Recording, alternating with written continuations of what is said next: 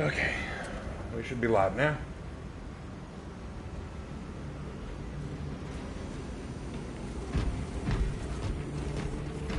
What is up, everybody? Hope you're having a great night.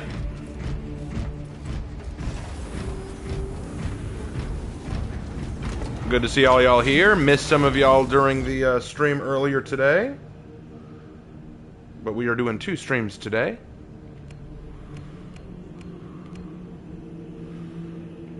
It's my boy.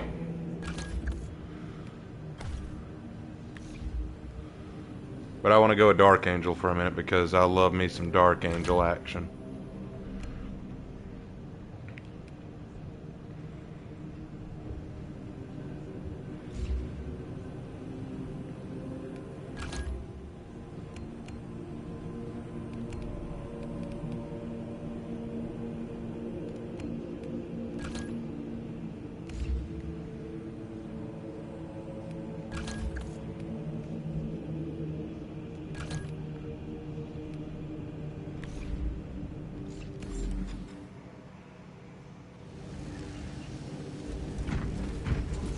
I will always be a Dark Angels fan. Like, I'm just going to be real. Bible study went very well tonight. I had a very good time at Bible study tonight. We did a lot of good stuff. And that's actually where the title of tonight's stream comes from. We are still on the Beatitudes, and we were talking about blessed are the peacemakers. Blessed are the peacemakers. A very, very important lesson. We're going to start low tier because I haven't played Space Marine 2 in a very long time. So I'm going to go a little bit easier tonight. Let's start with a simple one. Let's start with Inferno, and we'll go from there. But yes, welcome y'all, but blessed are the blessed are the peacemakers, for they will be called the children of God. Is the game still good? Yeah! Space Marine 2 is still great! I love this game, man. I just haven't gotten the chance to play it in a while. I've been busy. But I want to get back into playing it. I want to play some more Space Marine 2. I want to play some more Space Marine 2, and I want them to release a Sisters of Battle game at some point. But yeah, let's do this thing.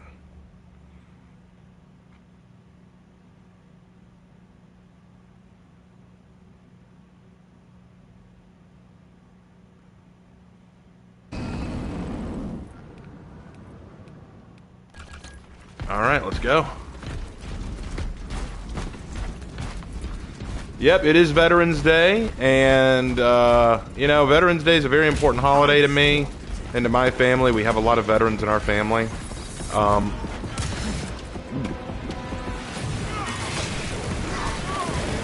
It's all coming back to me now. It's all coming back to me now. This galaxy is not yours.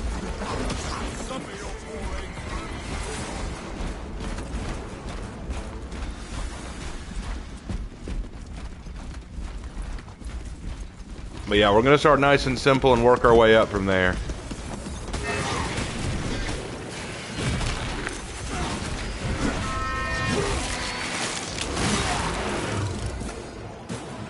Feels good to be a Dark Angel again.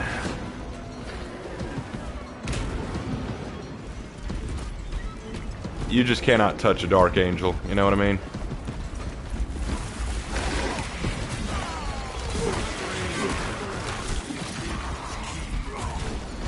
What's up, Ian?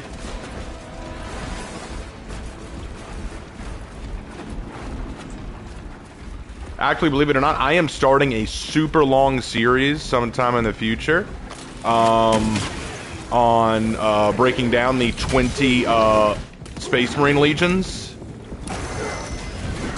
Oh crap, I should have dodged that. I'm going to be breaking down the 20 Space Marine Legions, and we're starting with the Dark Angels because they are the first Legion, and we'll just do them all in order. And I have been working for the last week on my notes on how I'm going to approach that.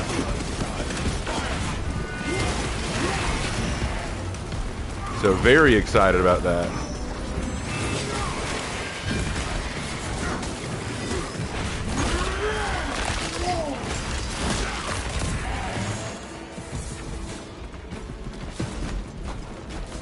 Can't get ahead. Looks deserted.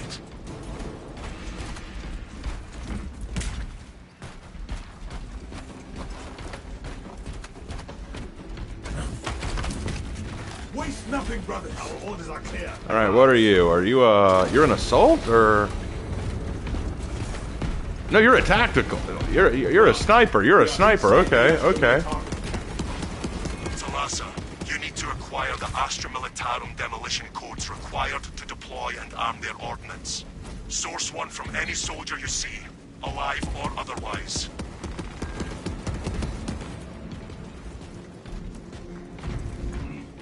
Not what we are looking for.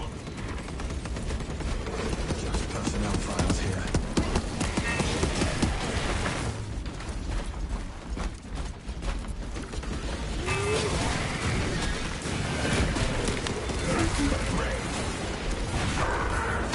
There we go. Where's the best place to start learning to understand this? Understand what? Warhammer? Honestly, there are a few places that you could go. Online sources are always good. I would honestly pick something you like about Warhammer 40k, start there, learn as much as you can about that, and just kind of expand from there. Like for me, my favorite thing learning about Warhammer 40k were the Space Marines. So I started learning about what they were. I learned about the different chapters. I started learning what the chapters were. As I learned about a chapter I really liked, I focused on that chapter and learned all I could, and then I learned about others. Then I learned about their enemies and what all they fought and what their specialties were, and just kind of went from there, you know? I just kind of grew in understanding from a desire to learn more. I've always been very inquisitive. You can start with the Lexicanium. I would go to the Lexicanium, which is a much more reliable source than even the fandom wiki. There are a few online sources as well. I would recommend one of my buddies, Pontius Glaw. He is a YouTuber who does a lot of Warhammer-related stuff, and he's a Warhammer lore master. He knows the lore better than anyone else that I know. He and I disagree a little bit about the direction it's gone, but, you know, I trust him to understand the lore better than most.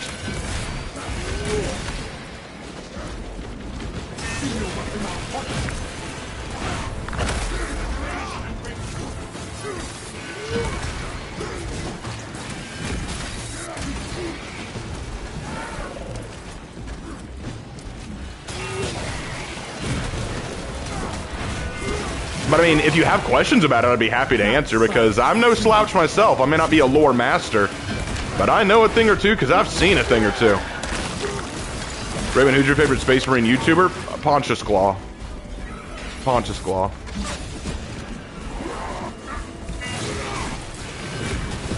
He is an Italian, he's an Italian Warhammer YouTuber who is one of the experts in the lore. I mean, when I say he's an expert, I mean this guy... I tell you no lie. Oh shoot! He knows more about the lore of Warhammer than I think the actual creators at Games Workshop do.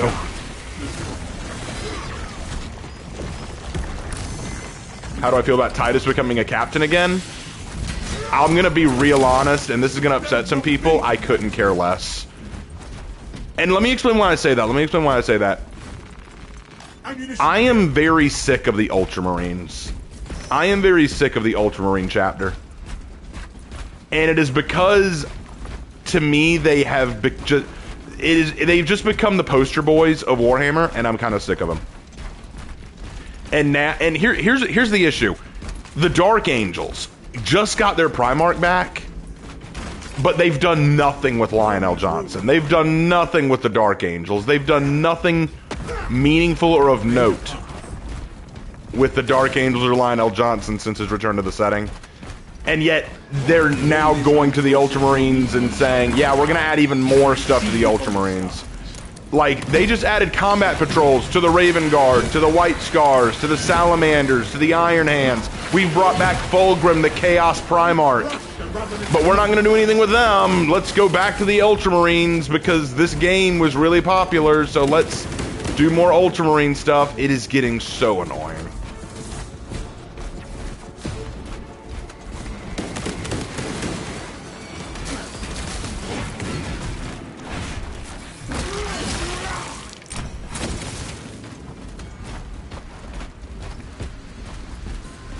I'm just honestly sick of it at this point.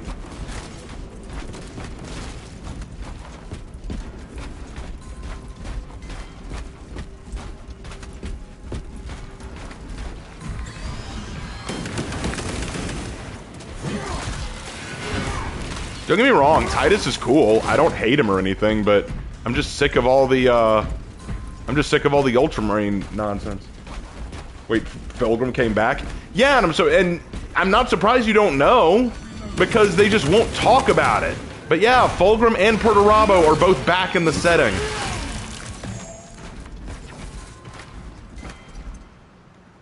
Resupply. Talassa, the Acadians are running out of time. How close are you to the Promethean facility? Raven, what is your favorite captain and why? Lazarus. We're making good time. Captain Lazarus of the 5th Company of the Dark Angels is my favorite captain. Because he's one of the few captains who genuinely questions the obsession of hunting the fallen that the Dark Angel go through. He honestly has a good heart, and his book, Lazarus Enmity's Edge, is one of the best Dark Angel books I've read in recent memory. Looks like preparations were close before the guard was wiped out. Use the codes to prime the bomb and finish its deployment into the Great Promethean well. Cautiously, if you know what is good for you.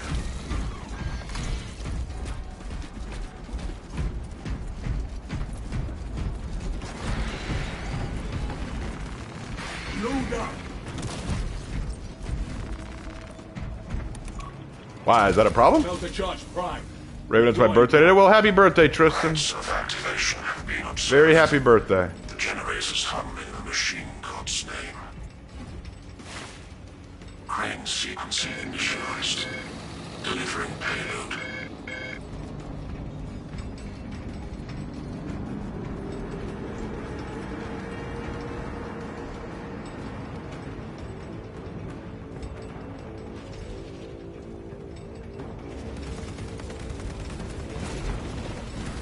Generator 2 needs support.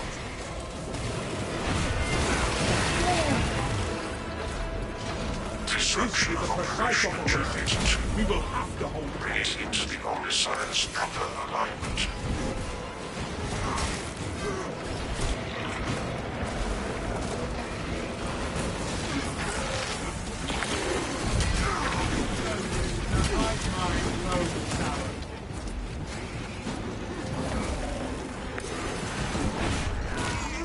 Blessed are the Peacemakers. Yeah, Aaron, blessed are the Peacemakers. That's one of the Beatitudes. That is Beatitude number 7, if I recall correctly. Blessed are the Peacemakers, for they shall be called the kingdom. They shall be called the children of God. And then right after that is, blessed are those who are persecuted for righteousness, for they shall inherit the kingdom of heaven. Y-axis aligned. Margin of error 0.0 nanometers. Blessed be the Omniscience design precision. Oh, he was up there. That's cowardly. Progress, brothers. We are almost there.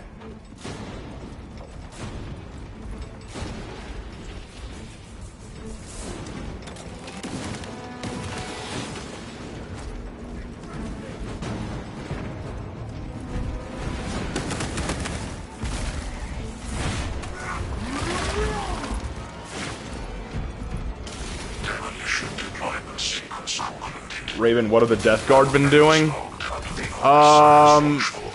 Well, the last thing they did of note was the Plague Wars on Ultramar. But then after Nurgle got bitch slapped by the Emperor, the Death Guard really haven't done anything of note after that. Good vantage for your ambush. They've been kind of licking their wounds right now.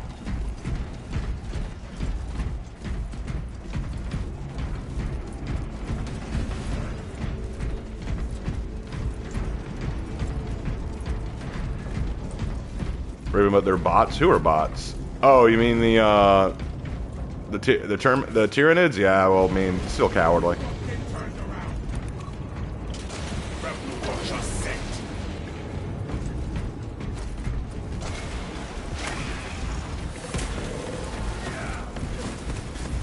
One of the size of the Emperor and a White Scar working with a Dark Angel. Well, weirder things have happened. I was talking about the Tyranid who was hiding. Yeah, it's still cowardly. Bots can be terrified of me. I don't mind a bot being terrified of me. But, you know, the funny thing is, you know, we think about Veterans Day, and I was thinking about what game to play with Veterans Day, and Space Marine 2 was not the first one I thought of, but, you know, it can work. The whole point of Veterans Day is to honor those who give their lives or risk their own safety to protect us. Actually, a little bit of a history lesson. Y'all may not know this. The origins of Veterans Day is kind of interesting. It actually started at Armistice Day after World War I. After World War I, they established Armistice Day to honor those who fought in World War I. But then Dwight D. Eisenhower, when he became president, said, you know, we need to celebrate all those who give their lives and time and health to protect this country. So he changed it from Armistice Day to Veterans Day after the Korean War to honor the sacrifices of all those who fight and give their lives for America. And thus we celebrate, we turn it into a national holiday then, and we still celebrate it to this day. And so kind of an important thing to remember is that, you know, the only reason we have the freedoms we do, the only reason we're able to keep the peace the way we are, is because of the veterans, because of the people who are willing to do what they do to protect us.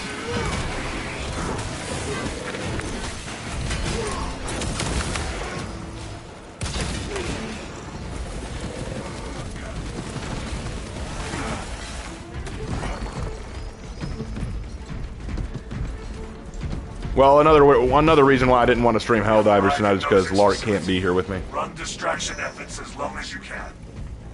I will fight in the thick of these. Eisenhower also, I think, helped construct the Tomb of the Unknown Soldier. Yeah, I think he did. I think he did. My area of history is more built around medieval history and stuff like that, so I'm not as well versed in recent American history, but I do remember learning that. Are we sure this place will hold together once that bomb goes? Where is he? He is currently in a meeting. He'll be here soon. I actually think he'll be wrapping up soon. See, what we do is, at our Bible studies, whoa, Neuro throw.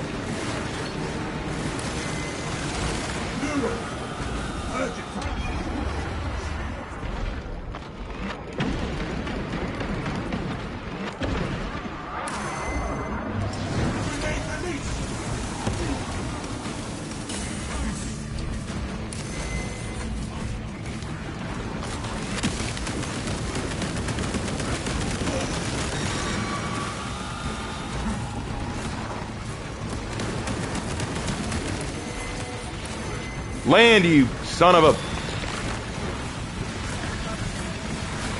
We got him.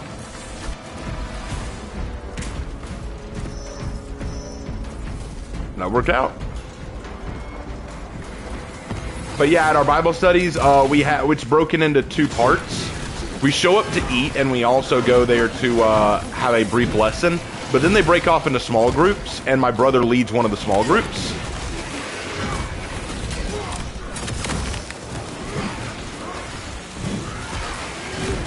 Take heart. They better than anything.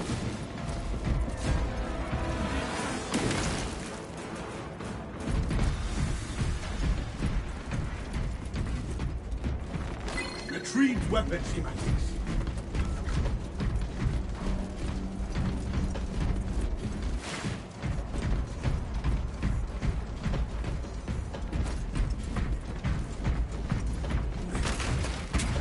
All specs primed.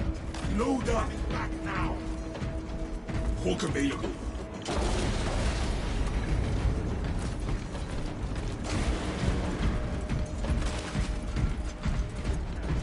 Come on.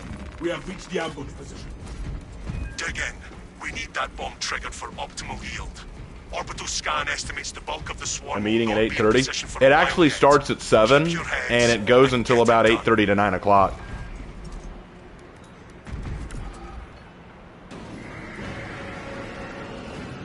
I see them coming, brothers. Plenty for everyone.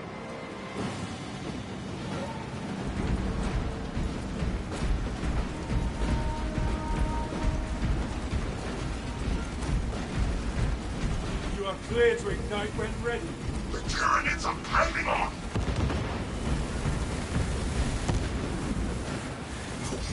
strong enough. You know, you had to wait, bro. You had to wait for them to all get in there.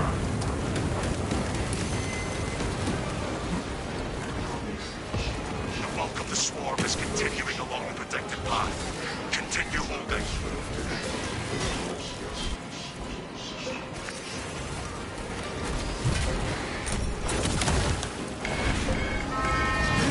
There we go.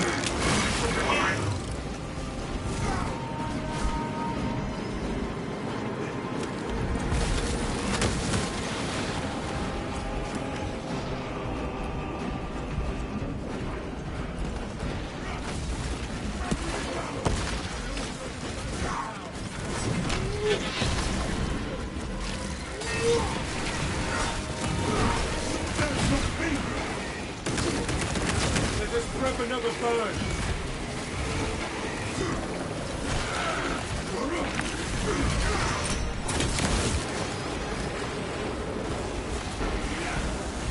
Halfway there, brothers. Keep it up. I'm gonna get him.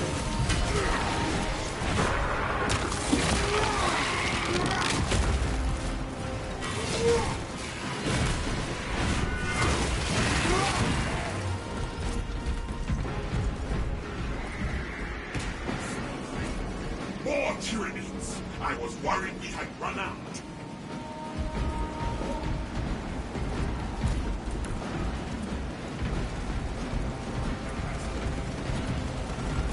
We are prepared for control bird. Wait for it. Don't hit it yet. Wait for it. Clamor over each other. Wait for it now. Hold the line. We will push them back.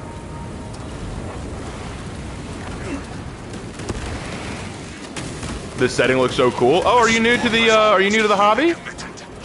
Are you a new Warhammer fan? Well, welcome. I can get you introduced. I can get you introduced. I would be honored.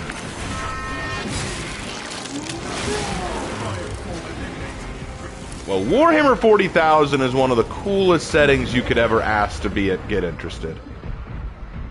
Wow, you killed him in one shot, sniper. Not bad. You are clear to detonate. Cook those Lark! bastards. What is up?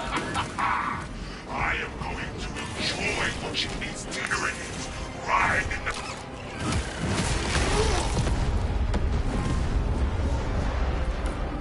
Quarters reporting in. Our operation was a success. Tyranid biosigns down 90%. You tried to call? Did my phone not ring? Annihilation confirmed. Ah, I guess it did. My fault. Here, 1 second, guys. I'm going to mute myself so I can talk to Lark. 1 second. Thunderhawk arriving at evac point. Ramp down and ready. Converge at the extraction point. Hurry!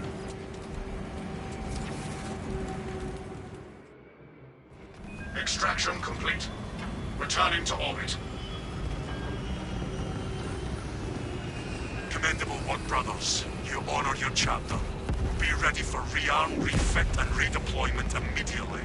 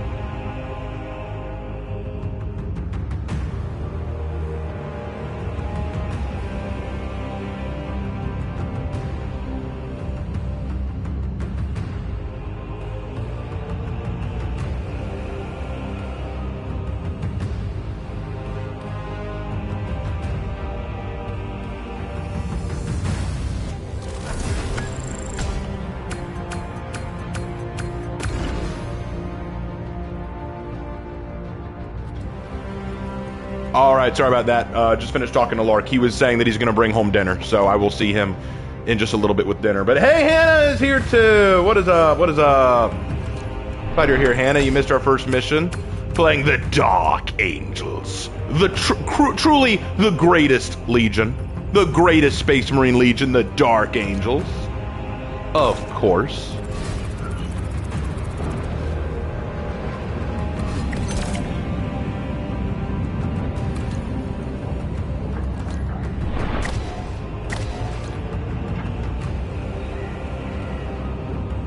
I now have short hair, feels so much better. Also, you're wrong. I am not wrong. I am not wrong. The Dark Angels are objectively the best Legion. Objectively. Objectively. Best drip, best background, best lore, best weapons. And overall, they are just the best. You cannot beat the Dark Angels. Yeah, thank you, thank you, thank you, Death. Thank you, Death. You are correct. 100% Dark Angels, best overall, best. You cannot top the Dark Angels. There's only one chapter that even comes close to topping the Dark Angels, and that is the Black Cobras. That's a weird way to pronounce salamanders. Oh, don't even come close. The salamanders ain't got nothing on the Dark Angels. Salamanders ain't got nothing on the Dark Angels. It ain't even a contest. It ain't even a contest.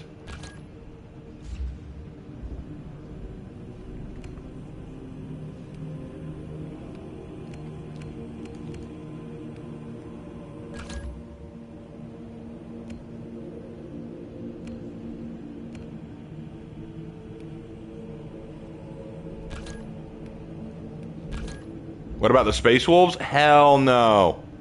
Space Wolves don't hold a candle. Space Wolves don't hold a candle, brother.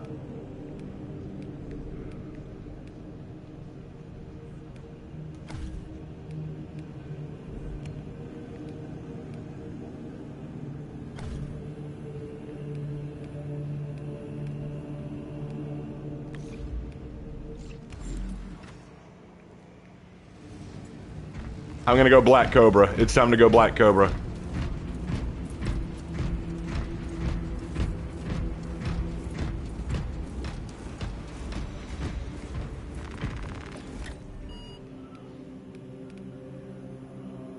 Alright, I think it's time to go Vox Liberatis.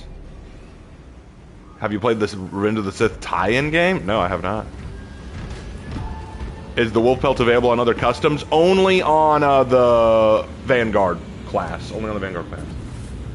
Mom, the nerds are fighting. Eagle, since you're new to the hobby, I'm going to go ahead and warn you.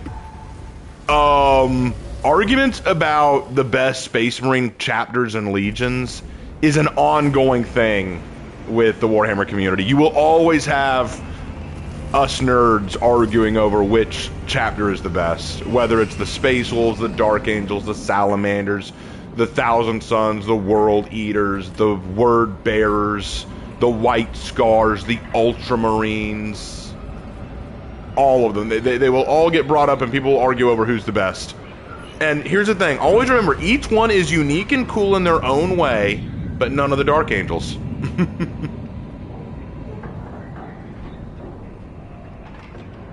The Dark Angels are growing on me, but I can't bring myself to abandon my boy, the Salamanders. Yeah, everyone loves the Salamanders because they're the goody two-shoe Marines. They're the goody two-shoe Marines. They have monopolized on all the compassion in the setting, and it's so boring. The source of the interference lies in heretic-occupied territory. What's my favorite Traitor or Chaos Legion? I don't really like any of them, if I'm being honest. But if I had to pick one that I liked over the others, You will be on your own from here. The Emperor protects. We have landed that place. Communication. probably either the Death Guard or Understood. the Word Bears. No, I didn't mean to do that.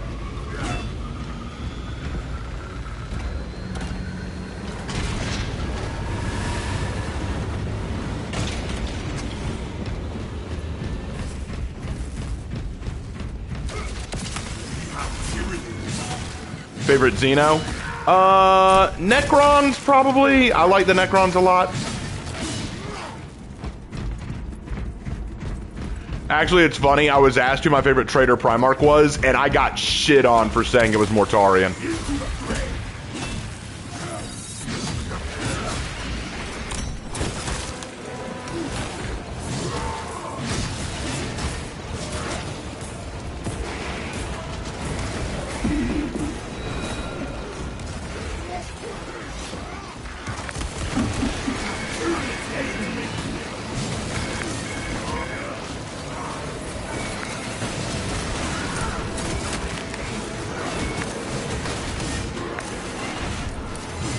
available.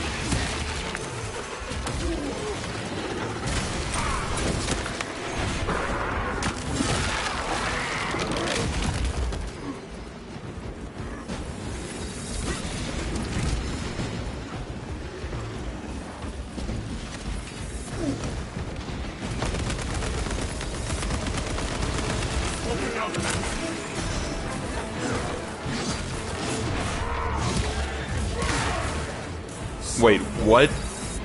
One of ours is down already? Oh no.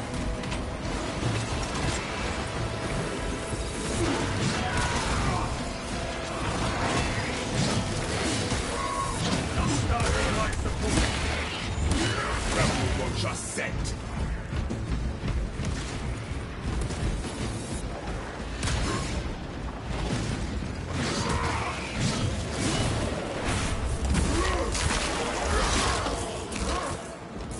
One down. Trillions to go. All right, we pulled through that one.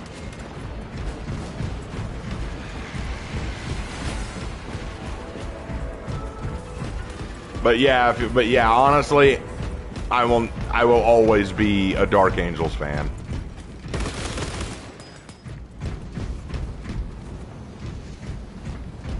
But if there is one chapter that that I would consider as good or close to as good as the Dark Angels, it would be my boys, the Black Cobras. Can I get an amen in chat for the Black Cobras?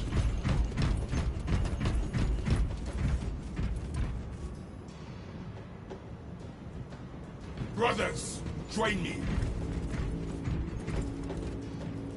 Ah, well, would you look at that? A Black Templar. Interesting.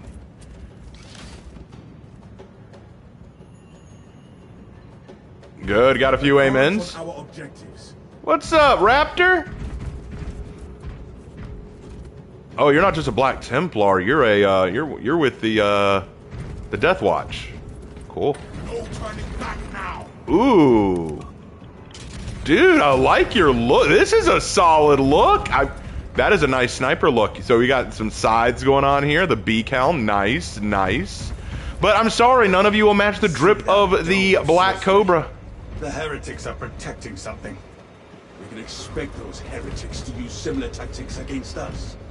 I say we take down that barrier and feed the heretics to those Xenos. But yeah, for those who do not know, the Black Cobras were my own OG chapter of Space Marines. With their own history, their own lore, their own units. I worked very hard to design them, and I'm so glad that I have Space Marine 2 to help give them a look.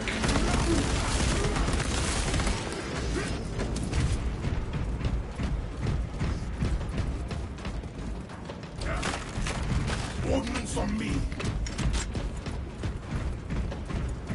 Raven, can I use Black Cobras in my homebrew chapter's lore as an ally? Absolutely!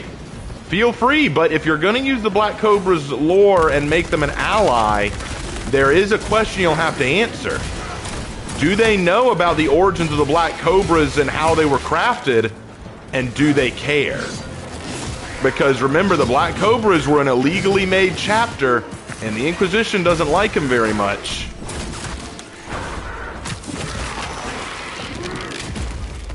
Disappointing.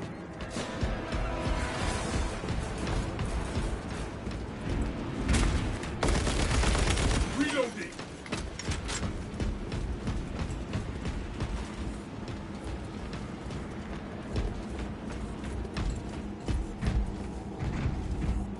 Get your stim injectors. Vitality. Secure that equipment.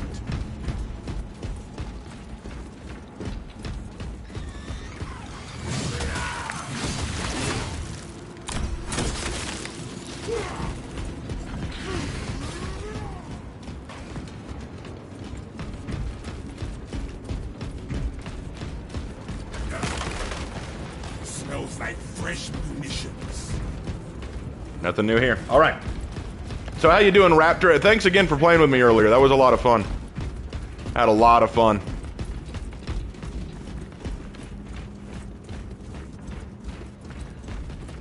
Oh, your chapters are loyalist world eaters? That'll be interesting.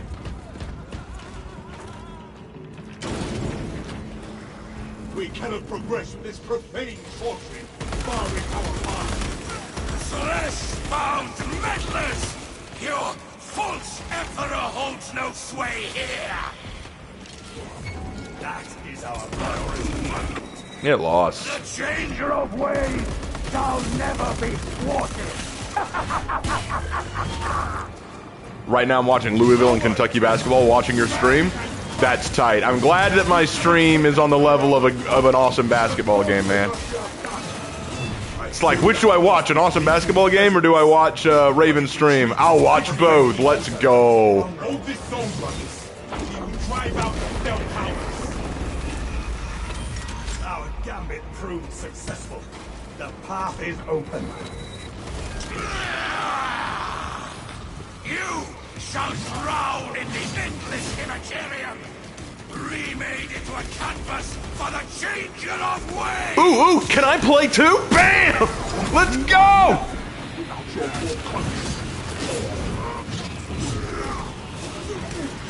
Where'd he go? Where'd he go? I just want to play! Yeah! Come on, big guy! What you got? That felt good. Now back to the hunt.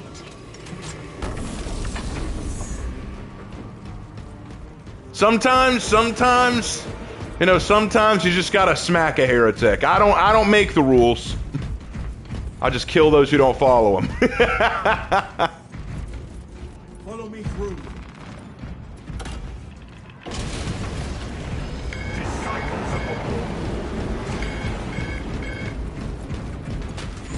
What needs grappling? Hold on. That altar is projecting this. Let us drop it and give the Hive Devourers something to feast upon. Whoa! I forgot about you boys.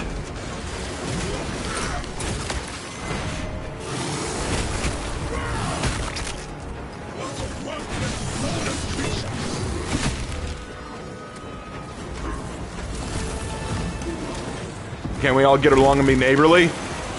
In the chaos of war, in chaos of Warhammer, not likely. I am a black cobra. I sink my fangs into the hearts of the heretic. My coils tighten like a noose around the throat of the Xeno.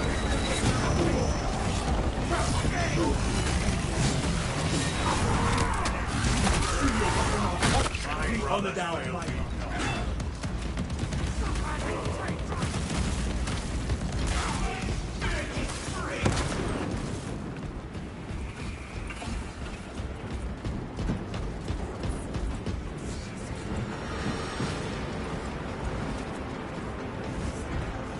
Yeah, I made a credo for the Black Cobras. What of it?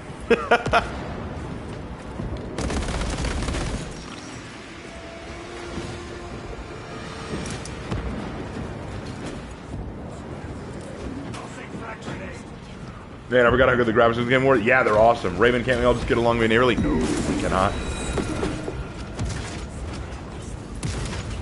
Another heretic dies.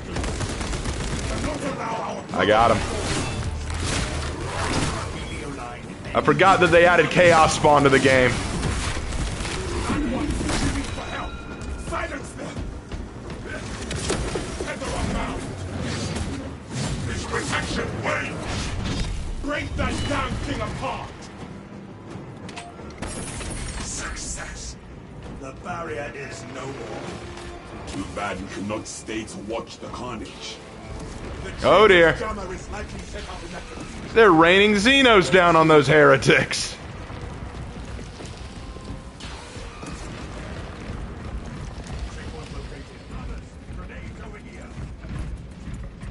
Our orders are clear. Advance. For the Emperor! Dispensing stims. For the Tyrannosaurs. The heretics are in for it now. Pity we cannot stay and watch. The view is perfect here. We kneel. Kneel with us, brother! Son Fern. Cousin Templar, you will kneel or you will die. Shameful. You shame your chapter and your honor, brother.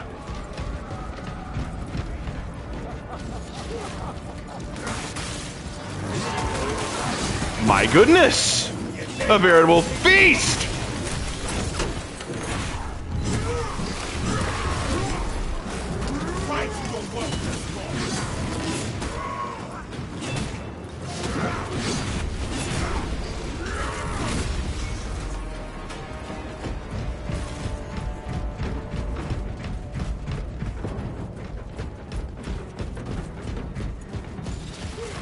Eliminate that Sangor Spearman, brothers! Into the moor!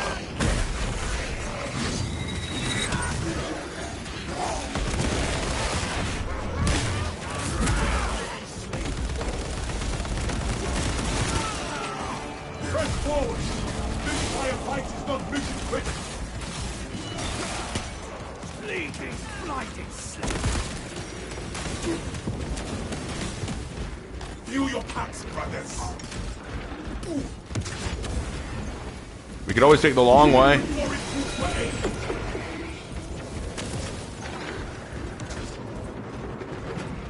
How many of you guys remember me talking about the Black Cobra's lore? How many of you guys remember that?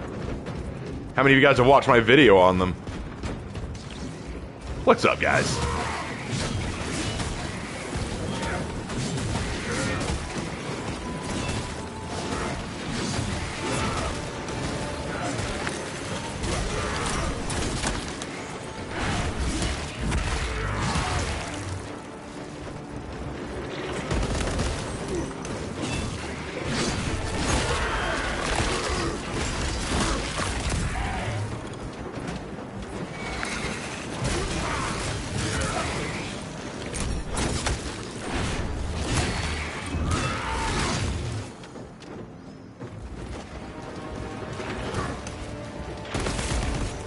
So you're a 40k fan? Name all 40,000 Warhammers. When I told my dad about Warhammer 40,000, he said, "Why do you need that many Warhammers?" I said, "Come on, Dad." And he went, heh, heh, heh, heh.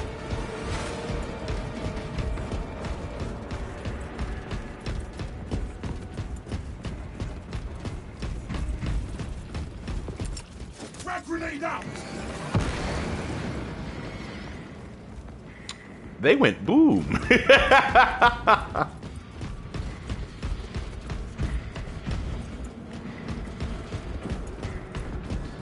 So, Hannah, are you happy that your hair is now short?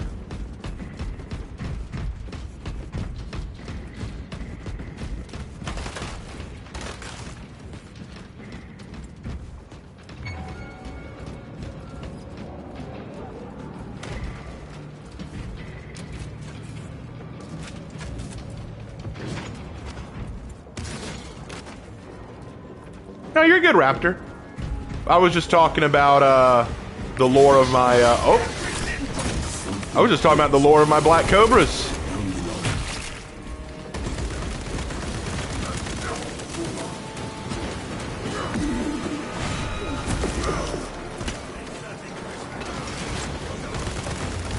Get down here so I can kill you. Swatted the bulbous bastard out of the sky. Hello. Into the grave.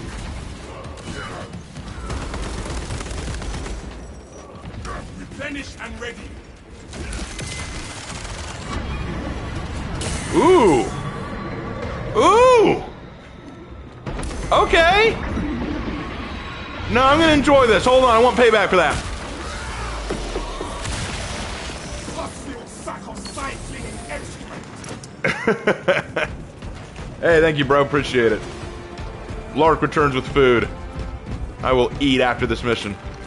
Smells like fresh munitions. The Black Cobras, man. Yeah! The Black Cobras are my boys. The wound is mended. Hawk available. pace of these machines grates on me. Whoa, what the? You're floating, cousins! Cousins, you're floating! That's heresy. You need to die.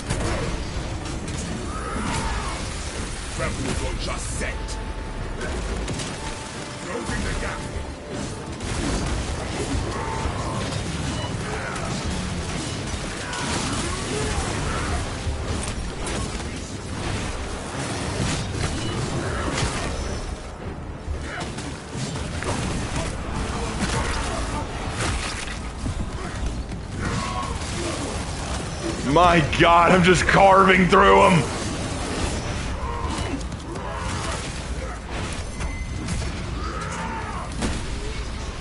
I'm just carving through them.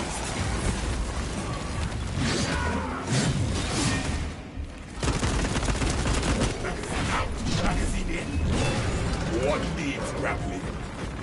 Ordnance on me. My goodness. Was that 1,000? I lost count. Don't shoot me now.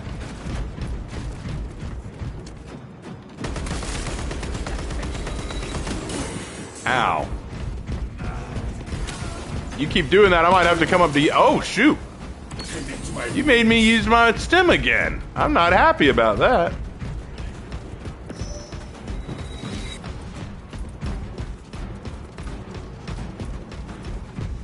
I smell a foulness that does not belong in this world. 1,000 sounds a bit busy down here.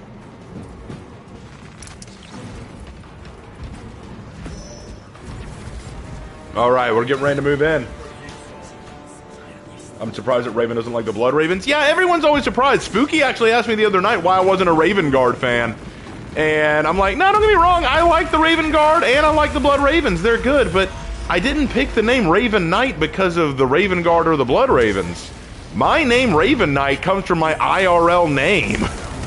My IRL name means Raven. The demon is tethered to more altars.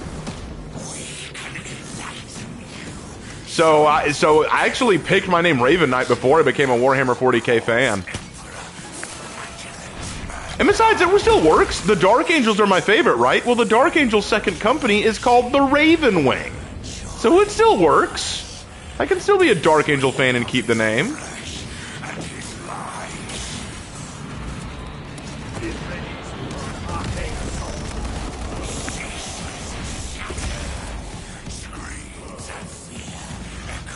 The demon host unleashes its power.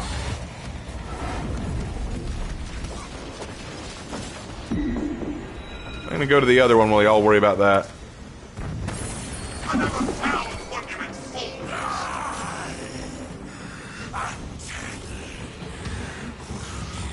Twist Fat Raven's IRL name is Raven. Don't tell people, Hannah.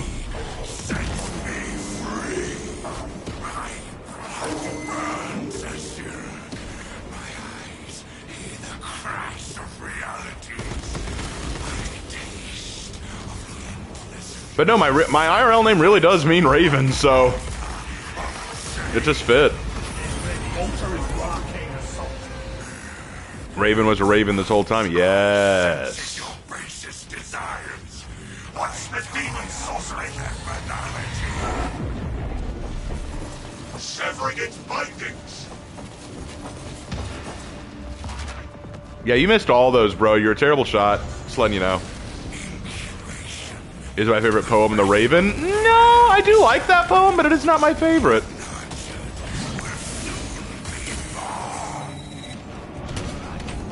Dogged by this unholy fusillade.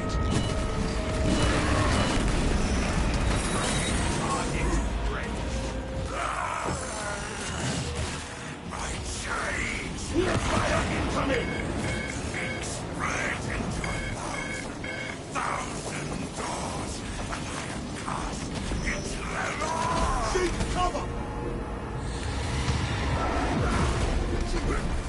Corvus Corax meets Raven Raven.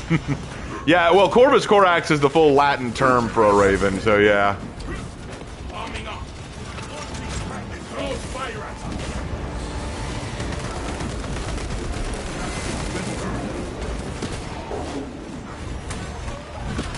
I got it.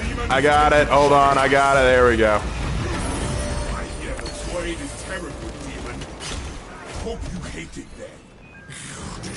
Yay.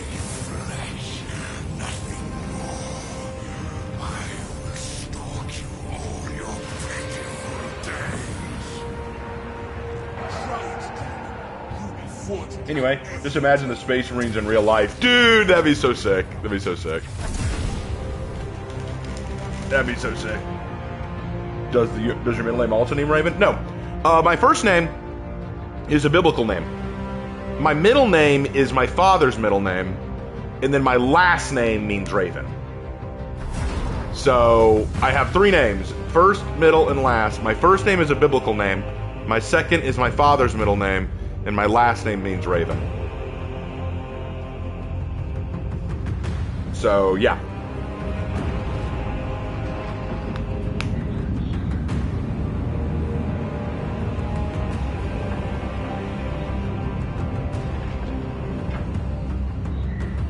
But dude, the Space Marines in real life would be so baller.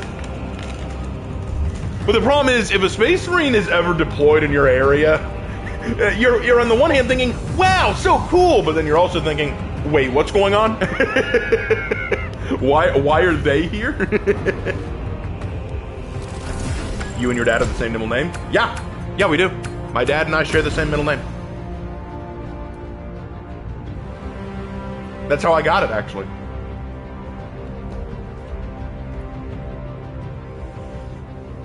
Is it Colm? No, Colm is not my name. I got 3 special kills. Let's go. Black Cobra's for the win. Black Cobra's for the win.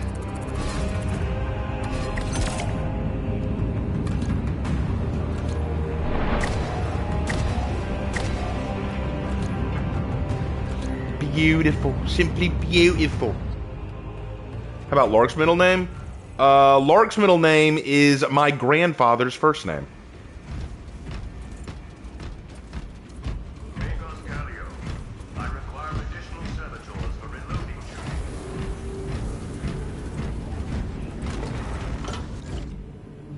All right. I got some new stuff I did. Let's upgrade our pauldrons. Looks good. Very nice. Very nice. All right, we need to pick a new class to play.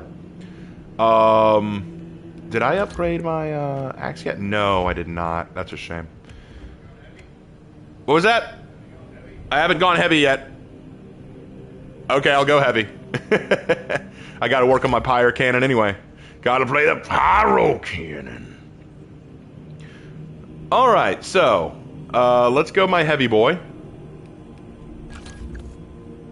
Raven, I sent you a Discord message. Okay, I'll take a look.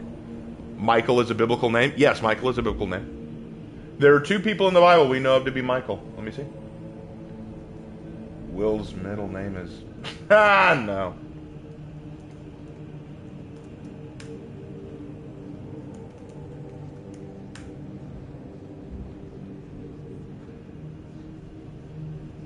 Favorite Imperial Guard detachment?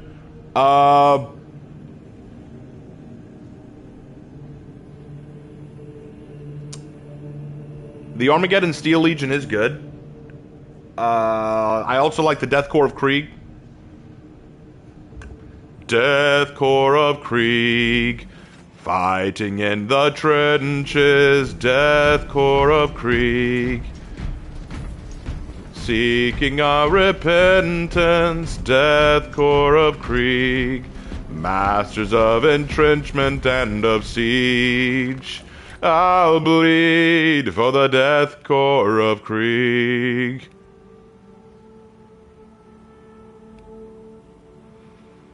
Alright, next up, let's go... I feel like going Termination.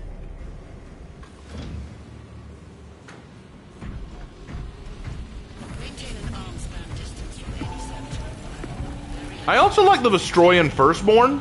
They're pretty cool.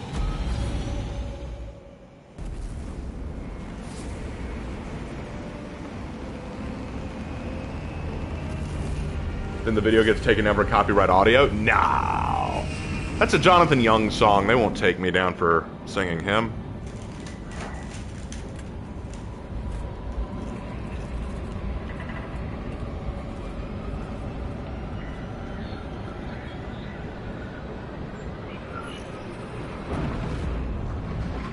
I'm still mad that Jonathan Young did a song for the Ultramarines, the Space Wolves, the Salamanders, and the Blood Angels, but he didn't do a song for the Dark Angels. It's such a miss. It's such a missed opportunity.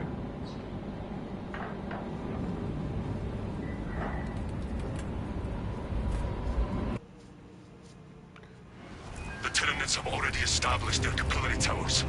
They mean to Oh, right, here we this go. planet's biomass. They will take Kadaku, but we will make them pay for it. Those towers, they're bio-titan. Find a way to bring them both down. Trap them in their own filth.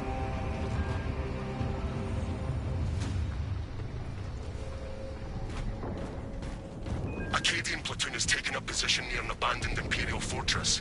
Their weapons will lead the counterattack. The Acadian commander can brief you on the fortress's current status. The Tyranids will pay for what they have done here. The Tyranids will pay for this. Its biological weapons will eliminate Acadian platoon in seconds. The fortress is Icarus. The Catachan jungle fighters are really cool. They are really cool. It's funny, you see all these really cool Imperial Guard regiments, but you never see them talked about or expanded on in the lore. Understood. This path will lead you into the jungle. I'm fighting with 2 blueberries. Where the Emperor grants Not the success. blueberries. Lark, I'm fighting with blueberries. This was our way forward.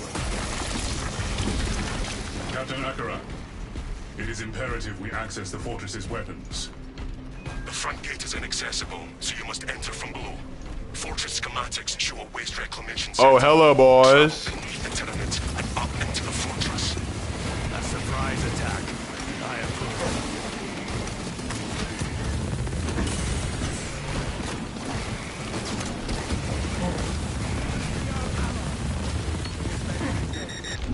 Symptoms Hold on, you- indicate the presence of toxins.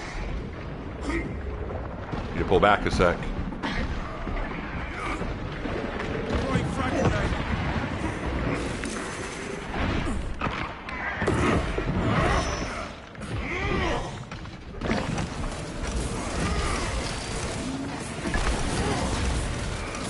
Why am I almost dead?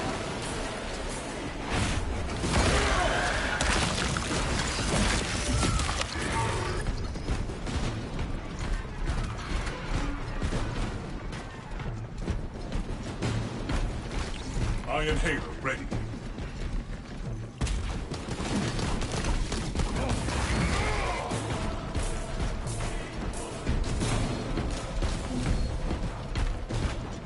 Refilling magazines.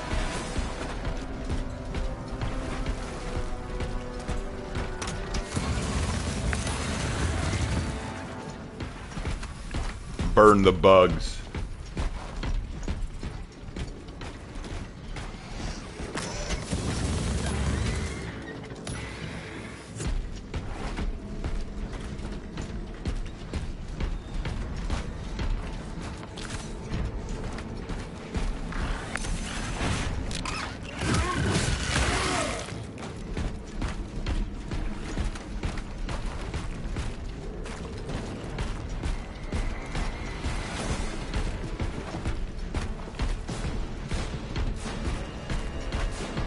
Do do do do. Do do do do do do do do do. This doesn't look like the right way.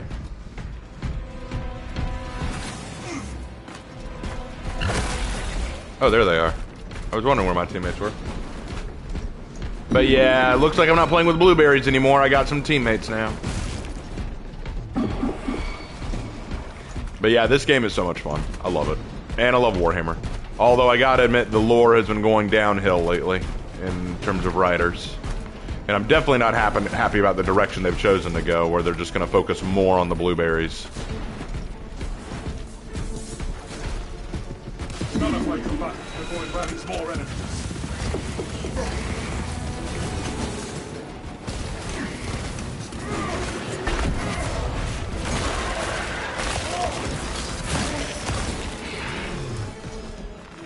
Blessed artifact secure. I got the gene seed, yes!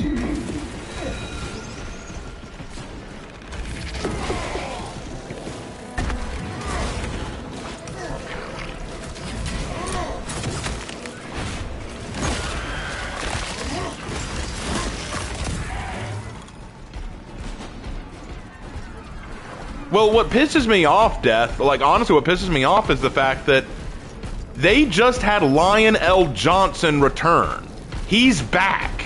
He's redeeming the Dark Angels. He's redeeming the Fallen. And he just banished Angron back to the Warp. This is the time for Lionel Johnson to be doing stuff, like really making a difference. And now they've announced, oh, by the way, we're doing more Blueberry stuff. We're doing more with the Ultramarines. A big war going on in Ultramar. Titus is going to be at the front of it. I'm like, are you kidding me right now?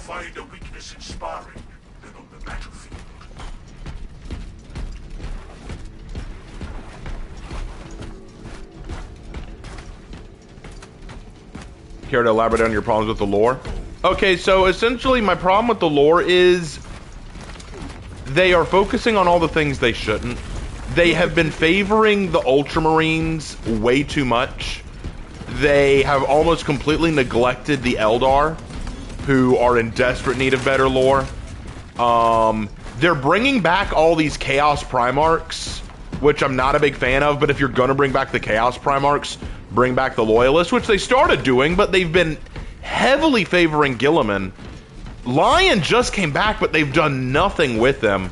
They've been focusing way more and more and more on the Ultramarines, and honestly, it just feels like they don't know what they're doing. They don't know how to make, honestly, good lore without upping the stakes to a degree they really don't need to.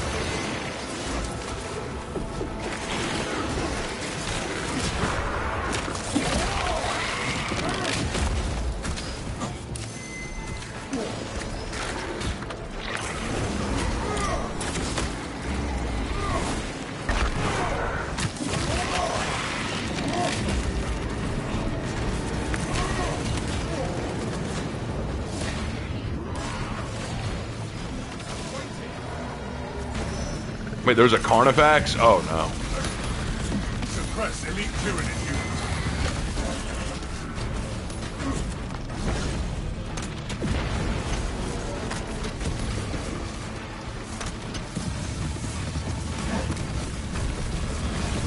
Enhanced tactics ready. Coming President.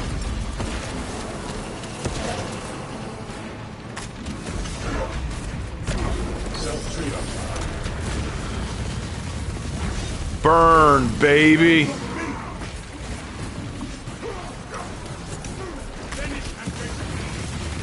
Preparing disciplinary report. Xenos countermeasures successful. I still have a hard time understanding. No, I get you, and it's hard for new people to get invested. But hey, if you have questions, I will answer them, okay? I will do my best to answer. I'm not a lore master like some of my friends are, but I know a great deal about the lore, especially involving the Imperium, and I can answer questions and help. So if there's anything you ever wanted to know about the Imperium, I will do my best to answer. So if you are new to the lore and curious about something, let me know what you want to know. And if you just need me to go through a quick summary of the lore of Warhammer in a very abridged version, then in a minute after this mission, I'll take a break to eat the dinner my brother brought me, and I'll tell you what I need, and I'll tell you the basics.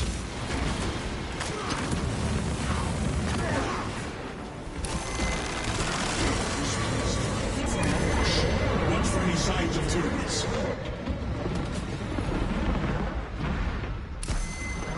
If it's related to the buff men in armor, you're the expert. Related to the buff and armor, you're an expert in it. Oh, I'm also an expert in the buff women in armor. The Sisters of Battle are one of my favorites.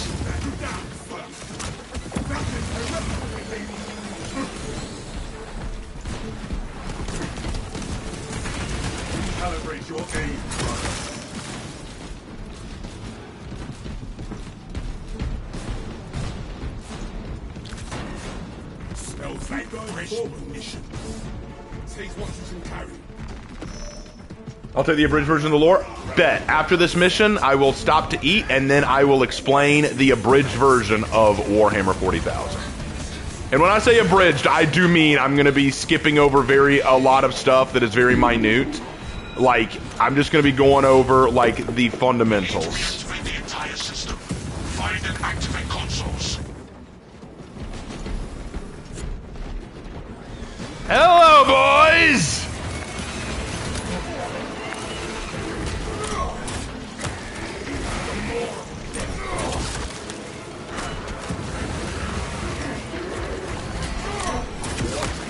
Come here, buddy! Don't forget faction the Voton. I'll brush on the Voton. Yeah, the Voton exist. They're definitely there. But the Voton have very little presence. Honestly, Games Workshop seems to forget that the Voton exist.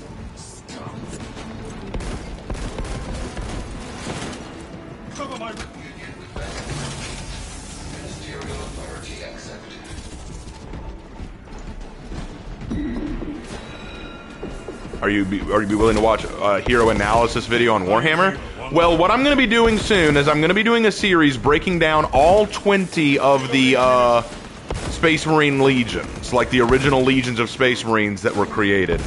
I'm going to basically be breaking down their history, their makeup, what makes them special, their strengths, their weaknesses. And I am almost done with the Dark Angels notes. I will be doing that, then we'll do the Emperor's Children, and we'll just keep going from there. Attention, ministers.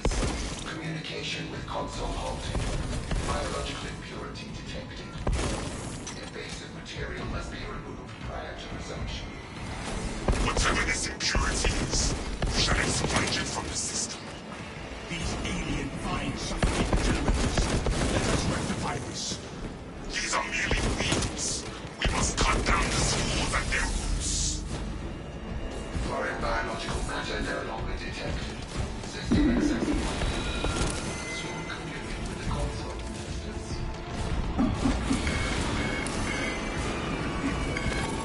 Communion established. Transmission of blessing has commenced. Burn, baby, burn. Disco Inferno, burn, baby, burn. Console has been reawakened. Functions restored. The Leagues of Voton are one of your favorites? Why? I'm not being mean, I'm just curious because so little has been done with them since they've been revealed. They're literally just space dwarves, and if you like dwarves, okay. Oh, because they're dwarves and you like diggy hole? Okay. I can't fault you for it, but I don't understand it.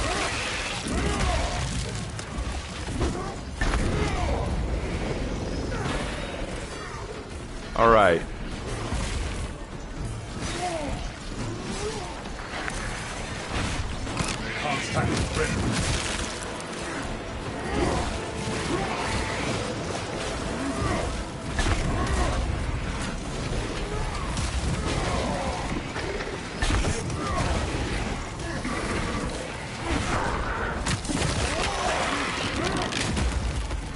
Specialized biofuel neutralized.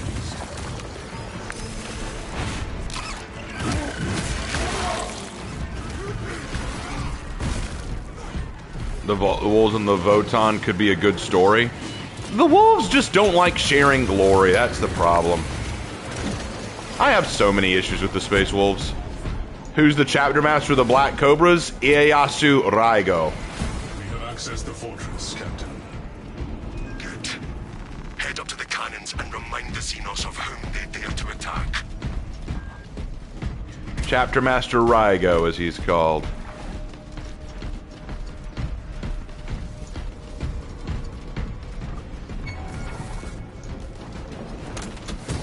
Oh my goodness, it's a cockroach with a cannon. I'm coming for you. No, lay down. I'm coming for you.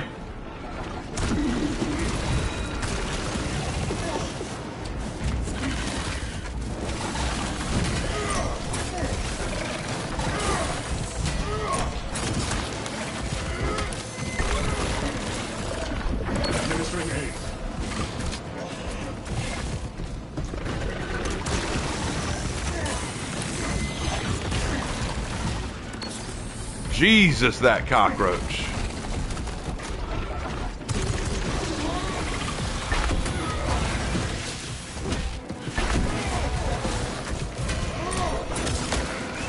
Would you just go down already? Tyranid bioform obliterated.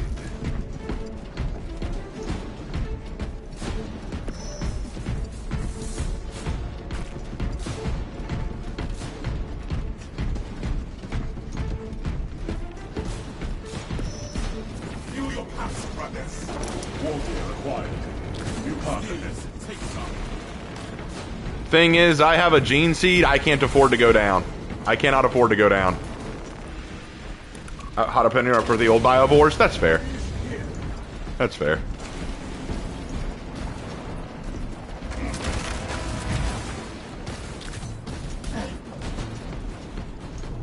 Alright, let's go, let's go, let's go. Hello.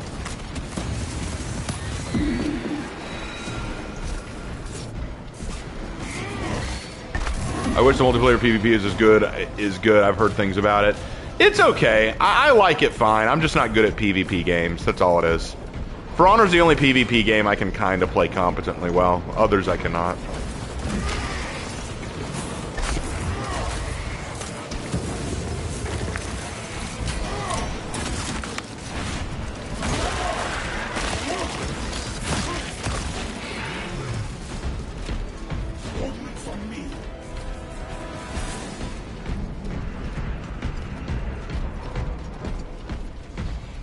Spore mines inbound.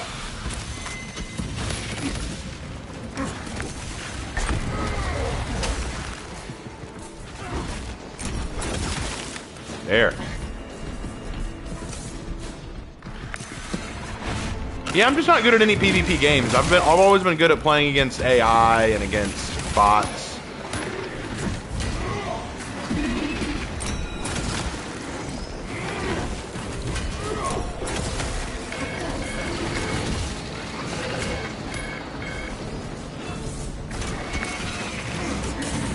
I didn't parry that? Brawner's the only fighting game that doesn't feel stupid hard to master. You aren't wrong!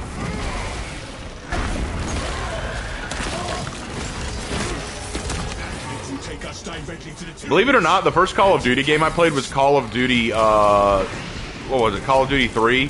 It was that World War II one. I don't even think it had a PvP. I think it was literally just fighting a campaign in World War II. I loved it. What was that, Lark? I didn't hear you. Oh yeah, we didn't have internet, so we couldn't play the PvP, but it didn't matter. I just enjoyed the campaign of it. I guess they just want to fight, so I better go help them. No, it wasn't World at War. It was before that. Like, it was a really old game.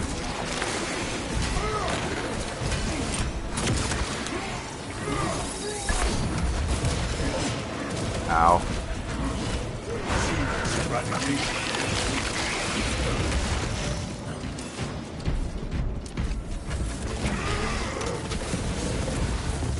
Burn, you bastard. There we go.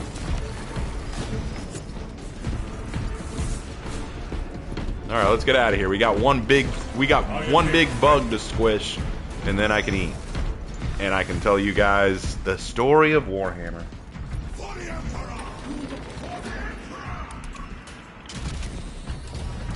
All right, let's go. So we've got ourselves a Black Templar again, and what are you? Clearly Imperial Fist. All right.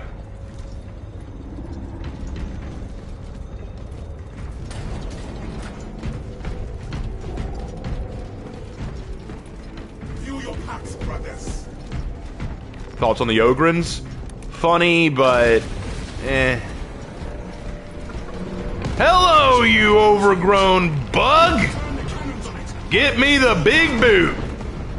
I'm gonna need the Sunday edition newspaper for that one.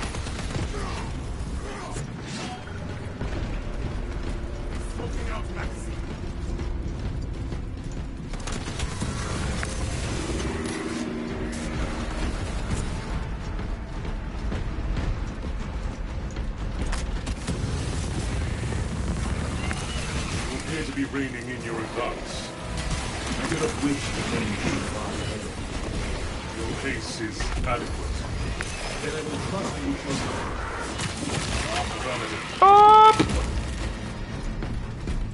All right.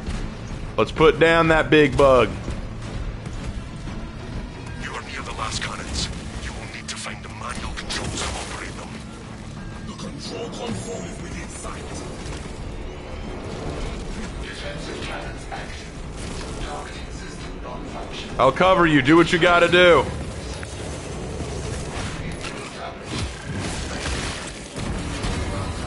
The Tyranids cannot stand against our attacks for long. The Hierophant attacks. Defensive positions. King Claire for its foulness. Acid damage, acid damage. Ammunition restocked. That's just foul right there. All smokes ready. Aim with sidearm to complete attack. More attacks like that. This abomination will brothers. Let's retaliate. Mind your positions. That thing is very unhappy.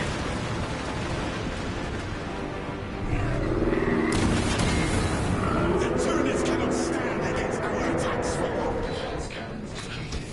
Engage auxiliary generators to resume fire. Y'all ever had cooked bug before? That's some good eating right there. You just dip that in some. You just hit that in some hot sauce. Put a little paprika salt on that. Put that on the grill. It tastes real good right there. Make you go back for seconds. It expels its pollution. He will. Generator active. Cannons are We gonna cook ourselves some roaches today, boys. Fortress control and system link has been established. All specs connected.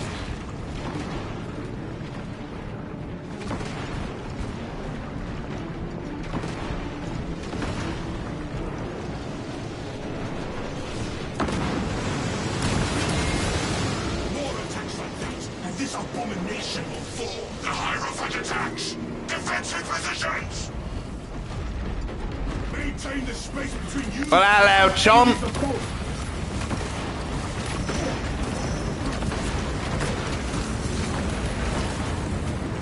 Actually, me and Lark were talking about a funny idea for a guard regiment that actually finds a way to cook and eat the Tyranids. So now when they like going to Tyranid-infested worlds because it's like a barbecue. Searching for target. Minister. Fire with your sidearm to The commence main of 50 States of 40K, yes. Oh, Lichter! I hardly even knew her! Ah!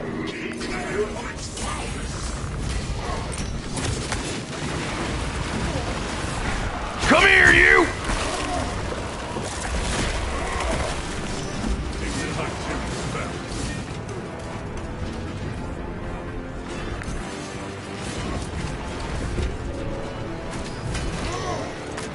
Waiting for fire command. Aim and fire with sidearm when ready, Minister.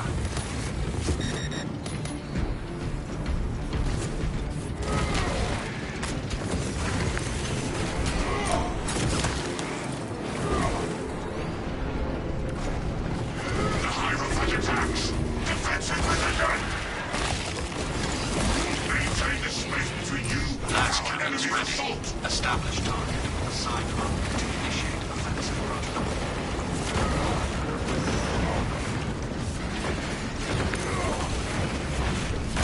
Where's my teammate with the pistol? Get up here and shoot the damn thing. Get over here. I got you covered. Just go.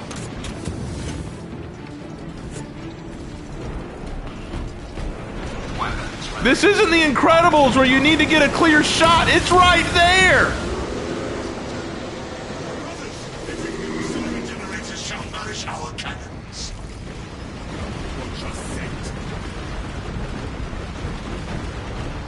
Oh, hello.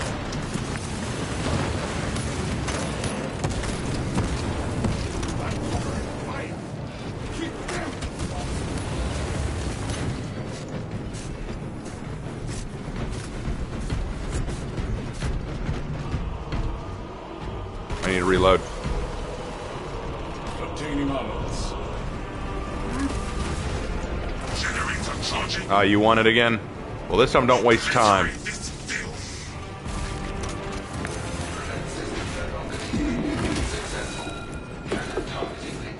Keep away from the Xenos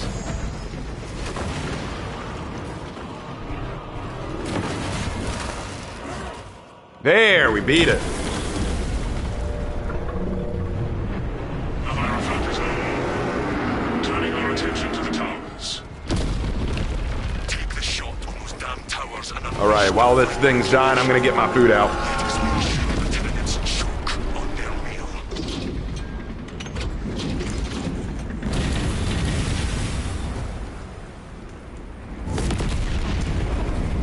Beautiful.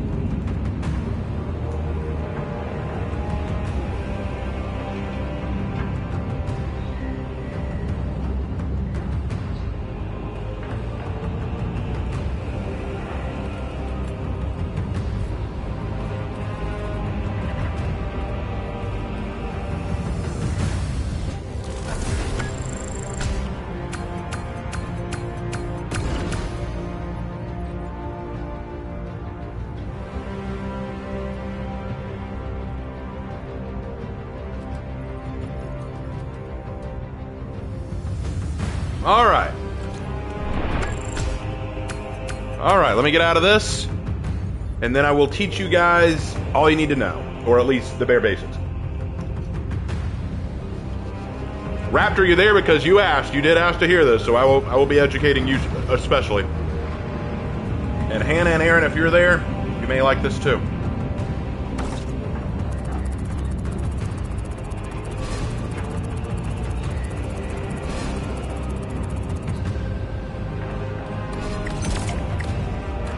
All right, let's get out of this.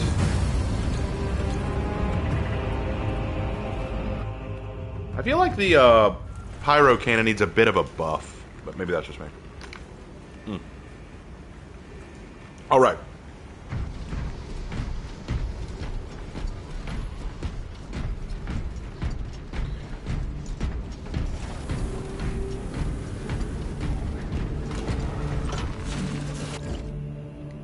Let's see how this turned out. Oh, sweet.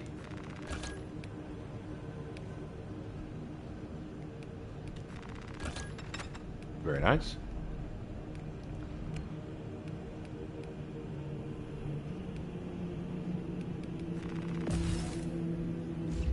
All right. Here we go. Okay, so time to explain. Way back, ancient history, long before mankind was a thing, long before any of that was a thing, there was this race of creatures called the Old Ones. You can think of the Old Ones like giant sentient frogs, but they have the power of gods. The Old Ones have the ability to create life. They can live immortally, and they draw their power from a realm called the Warp. Now, what is the Warp? Not an easy thing to explain, but I will do my best. The Warp is a dimension that is parallel to our own. This is the way I always explain it to people. Think of the Warp like an ice lake. Think of a lake of ice, right? Pure ice. We live on top of the ice. Everything beneath that ice, the water itself, where the fish are and all the plants are and all that, we don't see it, we can't see past the ice, but it's there. And every time we walk on the ice, we send ripples through the Warp. We send ripples through the water. Fish are aware of it, the plants are aware of it, they notice it, but they can't do anything about it. The ice blocks them, okay? Now, back in the days of the Old Ones, the Warp was pretty chill, The the warp was pretty calm. And the old ones could draw power from it to create life and create a lot of really cool stuff. Okay. Now, there was another race that showed up about this time called the Necrontyr. The Necrontyr were a race of aliens that were very technologically gifted, but they had a problem. They were slowly dying. Now, sources debate what was killing them, but the usual explanation is that the stars near their planets were giving off radioactive energy that was making them all die slowly from cancerous-like diseases. So the Necrontyr knew about the old ones, and they reached out to the old ones and say, hey, give us the secret of eternal life and immortality so that we can live forever and won't die. But the old ones knew that this wasn't something that they could just give away, and they said, sorry, we can't help you. The Necrontyr angrily start a war with the old ones. Now, here's the thing about starting a war with literal gods. It's not going to go well. So the Necrontyr were getting their butts handed to them pretty badly. So the Necrontyr needed a way to beat the old ones. Suddenly they noticed these weird life forms that were feeding on their stars. So they used technological means to capture those creatures and give them a body. These creatures came to be known as the Catan. The Catan were essentially star gods. They were essentially gods with new bodies and new emotions, and they realized, with these new bodies and these new emotions, why should we do whatever the Necrontyr tell us? We can do whatever we want. But it's still nice to have followers. So the Necrontyr go to the Catan and say, hey, help us beat the old ones and help us get immortality. So the Catan say, sure, we will give you immortality. So they gave them bodies of metal. But in exchange for that, they took their souls. So now the Necrontyr, turned into the Necrons, are nothing but soulless shells. Robotic warriors that walk along endlessly, serving the will of the Catan. Now, there were some higher-ranking Necrons who still maintained their memories and their souls, but they were so blown away by the horrors of what the Catan had done to them, there was nothing they could do to stop it. And they had to serve the Catan loyally. Here's the other problem. Because the Catan have bodies of technology and metal, it's not necessarily something that the old ones can F with. So the old ones now had a real threat on their hands with these new gods in their territory. So they do what they do best. They get to creating. And they create two new races to help them fight. They create the Eldar, who are basically space elves. The Eldar are masters of traveling the webway and very skilled in war if they need to be. And they created the Krorks. The Krorks are basically massive green hulking beasts who could go one-on-one in physical combat with the Catan, and believe you me, that's not something the Catan want to tangle with. So this leads to something called the War in Heaven. It is a massive, brutal, destructive war that shakes not only real space, but the warp. Remember how I said the warp was super calm at this point? Yeah, not anymore. Now the warp is stirred up because there's been all this bashing and crashing and shaking around on the top of the ice. But in the end, the old ones do win, but not without heavy losses. The old ones are basically all destroyed. The Catan are forced to retreat. The Necrons, realizing the galaxy's too dangerous for them right now, they all decide to go to sleep on their homeworlds, just put themselves in a long-term hibernation and just hide out for a while. So that leaves the Krorks and the Eldar to basically lay claim to the rest of the galaxy. Cool, right? So far, so good. But there's a catch. See, the Krorks were made for war. They have no off switch. So now the Eldar have to go to war with the Krorks. And so this leads to the Krorks kind of devolving over time and becoming what we now know as the Orcs. No longer as big or as smart as the Krorks, just as battle crazy. Luckily, the Orcs are pretty stupid, so they're pretty easy to handle in most circumstances. But the Orcs kind of go off to their own end of the galaxy to F with stuff. The Eldar go off to their own end of the galaxy to F with stuff. So, that sets up the stage for why the warp is so messed up, why the world is so messed up, and all that it implies. Now, you're probably wondering, okay, Raven, that's cool. Where does humanity come into all this? Enter the first millennia, Millennia 1. This is known as the Golden Age of humanity. Mankind, at this point, is doing pretty well for itself. In fact, they're doing so well for themselves, they're actually starting to travel the stars. They're traveling all over the stars, traveling all over the galaxy, and settling. In fact, they're meeting other aliens. They're meeting other Xenos. And they're trying to form pacts. They're trying to like, hey, you know what? Let's form alliances. Why? Because the humans at this point are strong. They have excellent technology. They can travel the stars very effectively. They have means of traveling the warp, which the Eldar didn't think humanity could even do. And they're settling on planets very quickly. Let's face it, humanity's rocking and rolling, so a lot of aliens want to stay out of their way or make an alliance if they can. This is known as the golden age of mankind, and everyone's doing great. Now, there was a specific kind of AI that mankind used to do a lot of its stuff. These were called the Men of Iron. At around M15, so millennia 15, this came to be known as the Dark Age of Technology because the Men of Iron suddenly got this idea in their head, let's turn against mankind, basically Terminator, right? The problem is, mankind relied so much on these AI, they had a hard time fighting them. And so this turned into a destructive, awful era, and it lasted, if I remember right, for almost 10 millennia. It was an awful war that nearly saw humanity destroyed.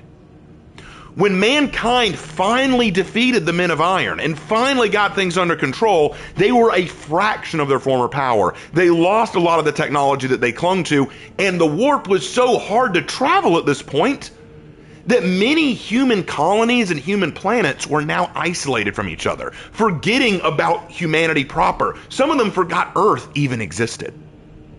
And all those aliens that were allying with them, humanity's pretty weak now.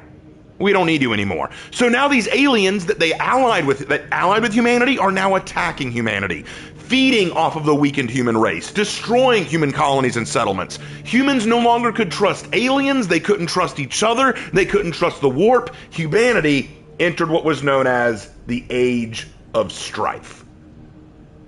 Everything is going Ploin-shape. Humanity is now in a very dark place. And that goes on for about 5 more millennia. Cut to M30, so the 30th millennia. Now, while humanity is dealing with all this, the Eldar are laughing.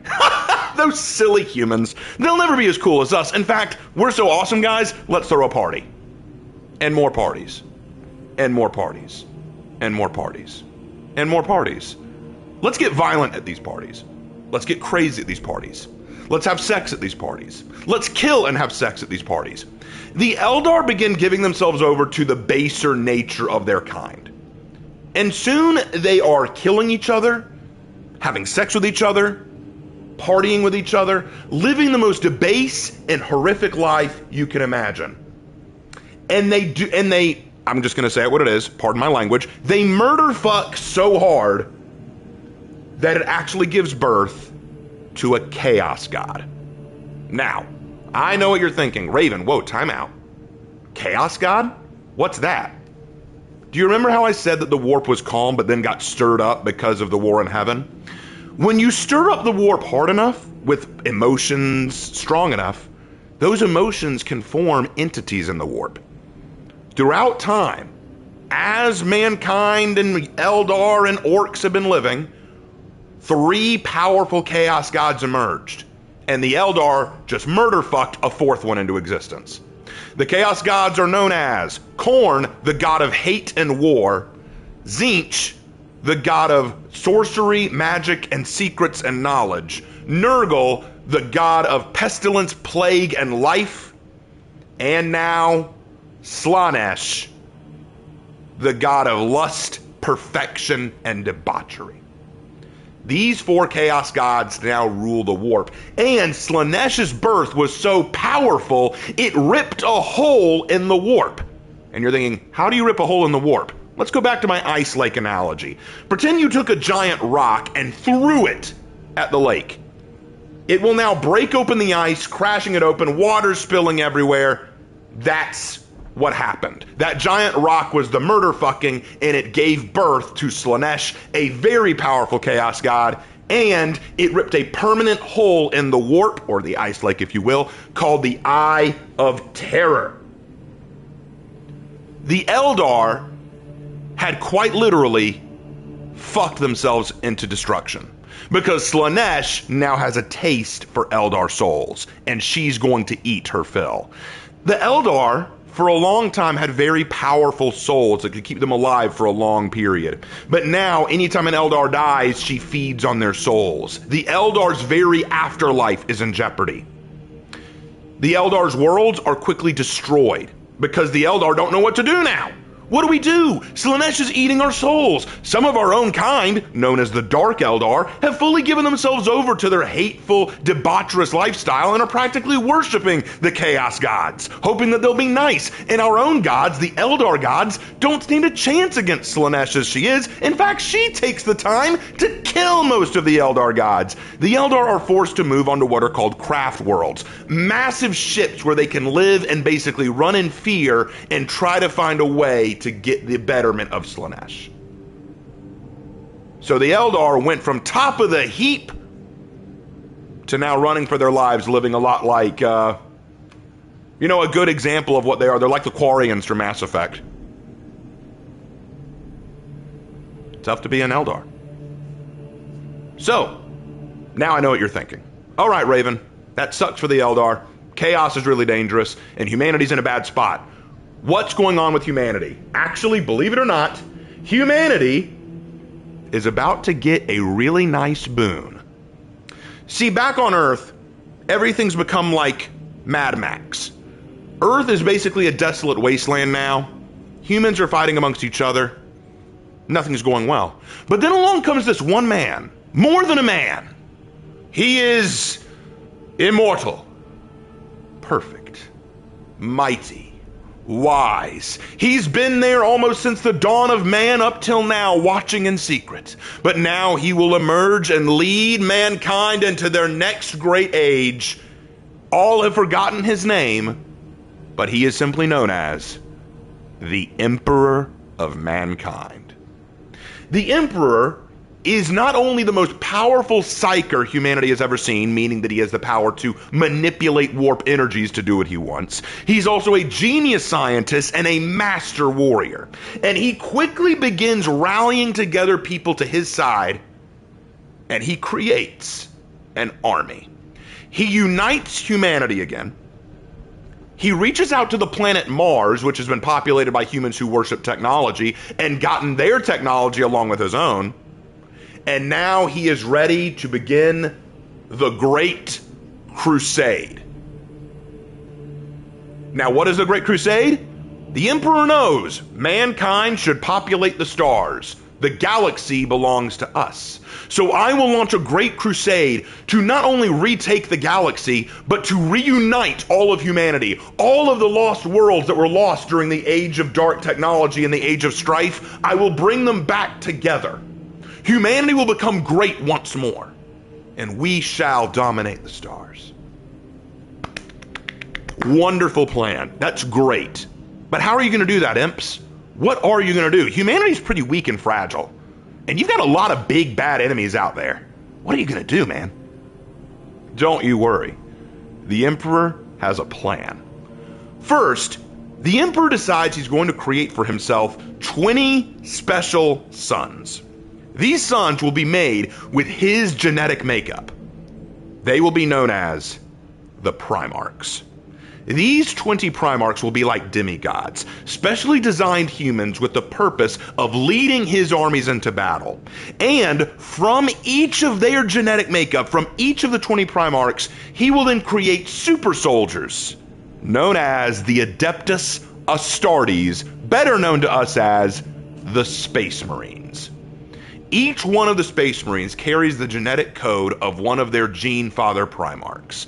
So, even as the Primarchs are just babies in their crib, he's already creating super soldiers to follow their fathers into war. Now, the Chaos Gods find out about this. They're not happy. Not happy, Bob. Not happy. Ask me why I'm not happy, okay? Why are you unhappy? These Primarchs make me unhappy, Bob. Have you been getting complaints? Yes! So what the Chaos Gods decide to do is this. You know what? The Emperor may have a lot of Space Marines, but if he doesn't have those Primarchs to lead those Space Marines, they won't be as effective. So let's get rid of those. Now the problem is the Chaos Gods can't just enter the Imperial Palace and kill them. The Emperor has ways of stopping that. So they do the next best thing. While the Primarchs are still babies, they whisk away all the Primarchs to other planets, basically capturing them in warp holes and launching them into other planets. The Emperor is now without his Primarchs. Aww. But that's okay. The Emperor's already got the Great Crusade underway. He'll just go find them while he reconquers the stars. Simple plan. So the Emperor begins the Great Crusade. And this begins the Age of Rebirth. Now, here's where things get kind of nuts. While the Emperor is traveling the stars, he's refinding his lost sons. He finds all of his fallen Primarchs. He finds all of these planets. He begins reuniting them. Aliens are destroyed in his wake. Whole new galaxies, whole new worlds are being brought back under Imperial space. The Eldar can't stand up to the Imperium. The Orcs fall at the hands of the Imperium. All kinds of threats are destroyed. Mankind is doing great. Everything's going perfectly. And believe it or not, in a few thousand years, mankind may be the undisputed masters of the world. Isn't that great, guys? Enter the Chaos Gods again. I'm not happy, Bob. Not happy. Ask me why I'm not happy, okay? Why are you unhappy? Well, the Emperor just found all of his Primarchs and he's about to retake all the galaxy. Have you been getting complaints? Yes! So we need a way to fix that. How do we fix it? Simple. We turn the Primarchs against the Emperor. Now, the Emperor made a lot of mistakes when dealing with his sons. He treated the Primarchs more like his generals than he did his children. Now, for some of the Primarchs that was okay. For others, it was a bit of a problem. We won't go into all the details of what he did with each Primarch right now. We'll save that for another day. But what he did with Horus is what matters now. Horus Lupercal was one of the Primarchs. The Primarch of the Luna Wolves. He was one of the Emperor's favorites, if not his most favorite. He was the first Primarch that the Emperor refound, and he was also the one that stuck by his side through almost everything. He was at the Emperor's side for just about every important meeting, every important decision. In fact, get this, guys. The Emperor says, Horus, I'm making you the War Master. Really, Dad? You're making me the War Master? Yeah, Horus, you're the War Master. Well, what does that mean, Dad? It means you're in charge of the entire Great Crusade. You're the one leading it, man. Dad, that's so cool! Wait, what are you going to do, Dad? Well, see, son, that's the thing. I'm going home. You're going back to Earth? Yes. Why? I can't tell you that, son. That's a secret. Dad, you're really going to put me in charge of all this? You're not even going to tell me why you're leaving? That's right, son. I have a lot of insecurities, Dad. I know, son. That's fine. You'll be okay. Dad. Dad. Dad! So the Emperor goes back to Earth. Now, spoiler alert, I'm going to tell you what the Emperor was doing. The Emperor wanted a safer way to travel to other worlds. See, guys, you got to understand, you don't travel to worlds in Warhammer 40,000 like you do in Star Trek or Star Wars. In Star Trek and Star Wars, you have faster than light travel. You can't do that in Warhammer. They don't have the technology for that. How they travel is they travel through the warp. They basically open a hole in reality and go through the warp, because the warp is a dimension that crosses time and space. And you're thinking, whoa, whoa, whoa! You can travel through literal hell? Yes, you can. But how do you do it safely? Well, the Emperor had this special device that he'd built called the Astronomicon. It was powered by his own psychic energy. As long as you could use the lighthouse as a sort of compass, you could tell where you were in the warp and travel safely. But it wasn't foolproof. So the Emperor wanted to work on a project that would create a perfectly safe network of pathways through the warp that he called the Webway Project. It would be a perfectly safe psychic barrier set of pathways that would allow humanity safe, tunnels to travel through to get to other planets. It would be a perfectly safe way to travel, and it would cement humanity's ability to conquer the stars. The problem was he couldn't tell anyone about it. Because if the Chaos Gods got news that he was working on it, they'd do everything they could to stop him. See, that's the thing about the Emperor. He knew the Chaos Gods were sneaky. If they knew too much, if they found out too much, they'd stop him. That's why he didn't tell the rest of humanity about chaos. He convinced all of humanity gods weren't real. There's no gods out there. There's no supernatural entities. The warp is not full of gods and demons, okay? Those don't exist. Because he thought, if I don't tell you they exist, you won't be able to pray to them to power them. If I don't tell you chaos is real, they're not real, okay? Just pretend they don't exist. And this was one of the Emperor's first and biggest mistakes, because it meant that humanity wasn't ready to deal with chaos when they came knocking. And Horus wasn't ready. The first thing the Chaos Gods did is they got into Horus's head. They took advantage of his insecurities. They convinced him, your father doesn't trust you. He's gone back to Earth to work on something you don't know about? Dude, what? Come on. You think the Emperor has y'all's best interests at heart? Really? You could be doing better. In fact, you should be doing better. You should rise up against the Emperor. Knock him off his throne. So,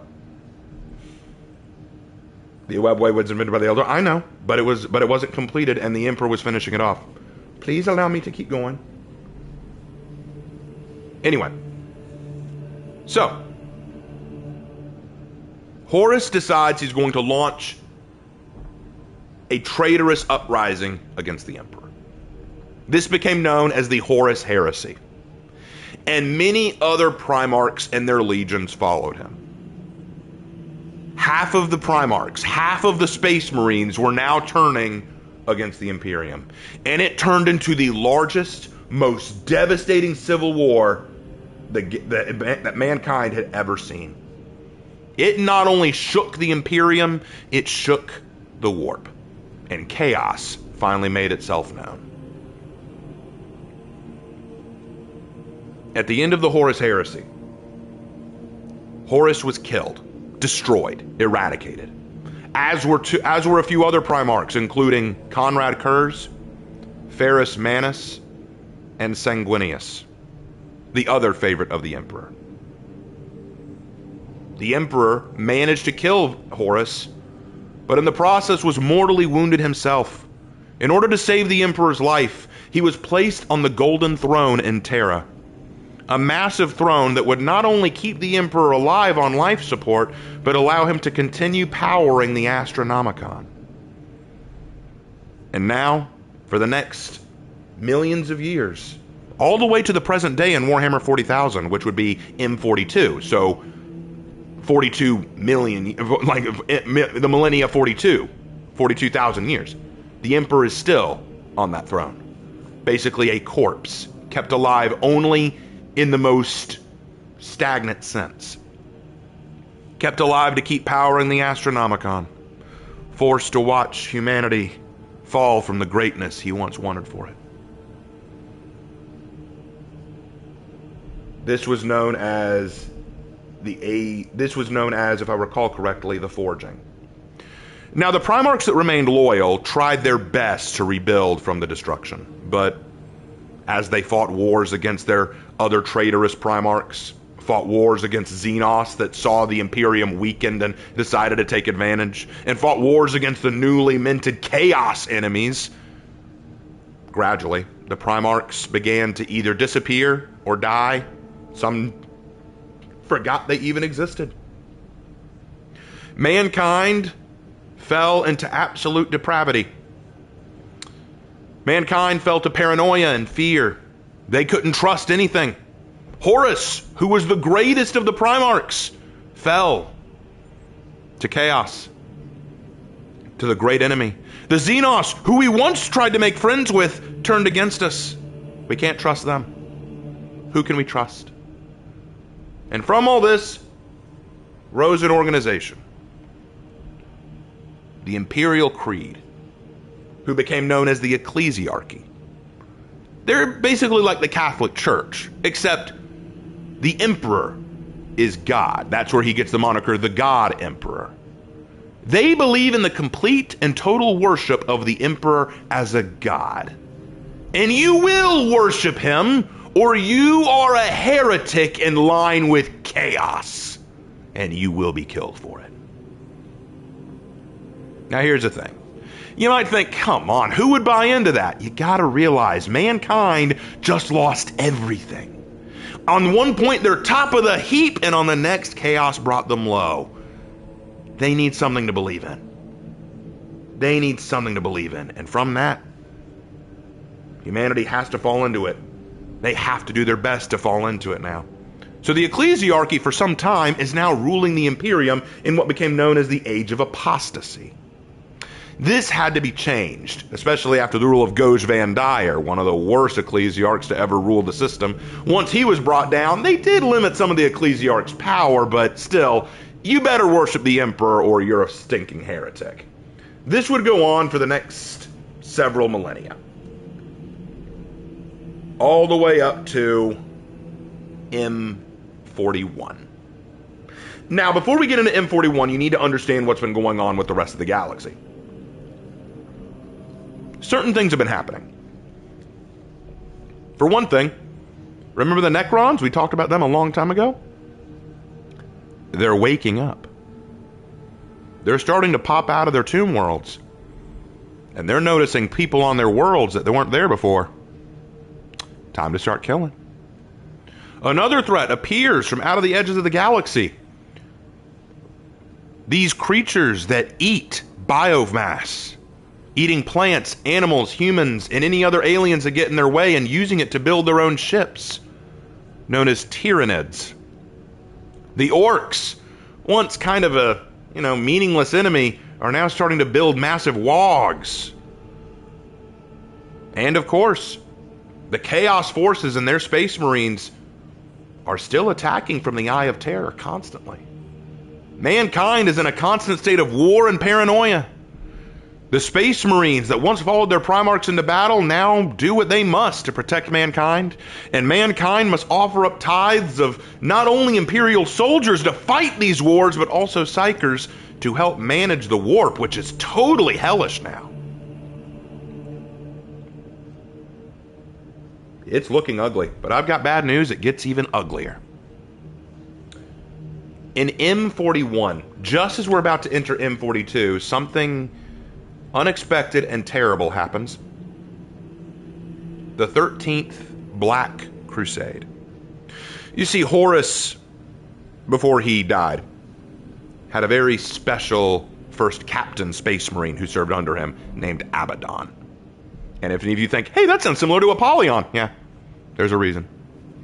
Abaddon, also known as Abaddon the Despoiler, is considered the champion and leader of Chaos Undivided. You see, the Chaos Gods don't get along with each other, but when they need to work together on something, they call it Chaos Undivided, and Abaddon is their champion. And for the last several millennia, he has been launching attacks out of the Eye of Terror to try to break through and get into the Imperium's real space. He's always met with failure. He's always been pushed back. Always. Until his 13th try. This time, he wins.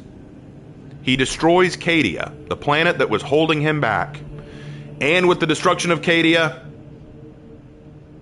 the Eye of Terror, that massive hole we talked about, grows and grows and grows until it splits the Imperium and the galaxy itself in half.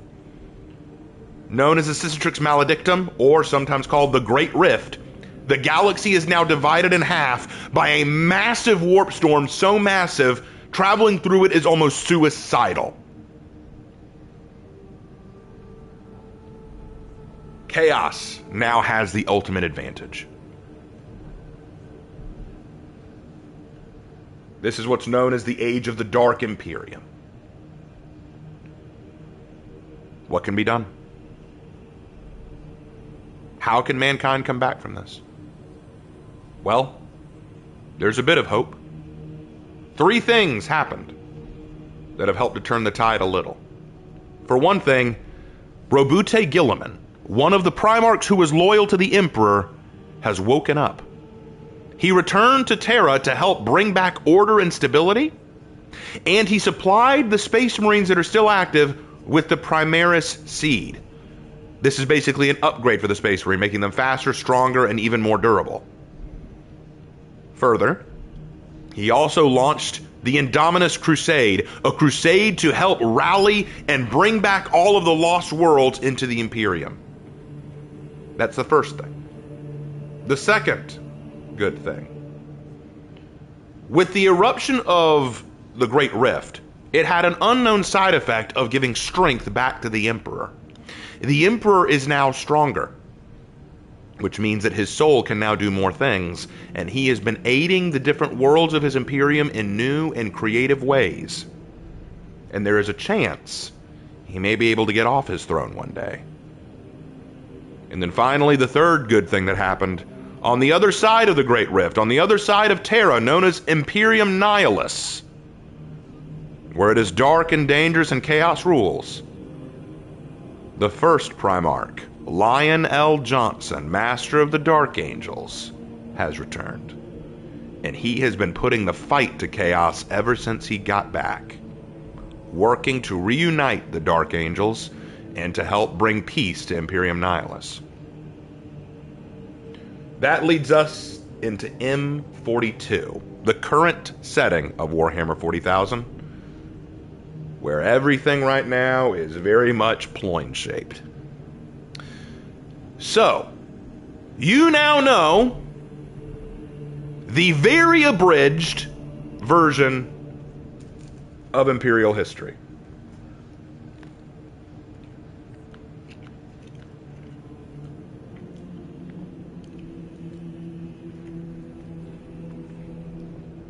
So I will take a brief moment to eat while you guys let me know what you think.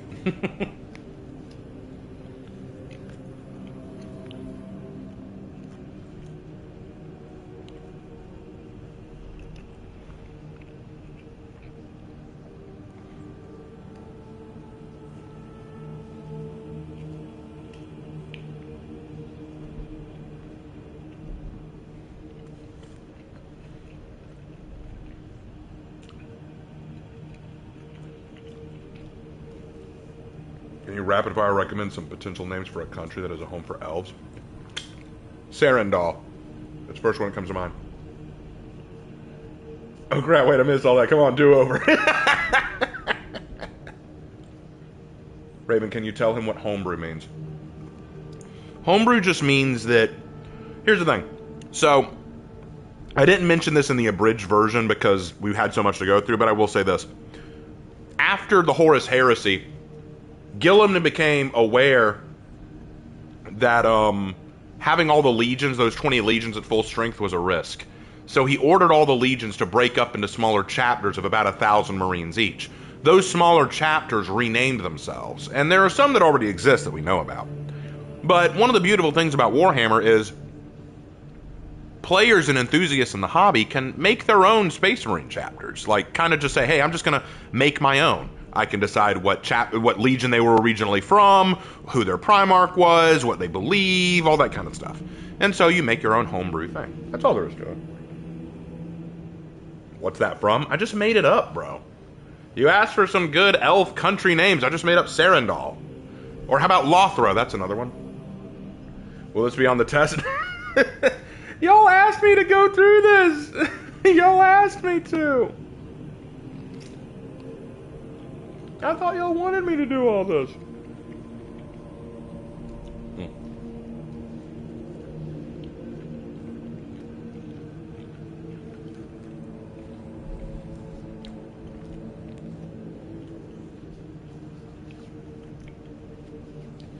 Oh yeah, the lore's very dark. That's why Warhammer is called the Grim Dark Future. It's very dark.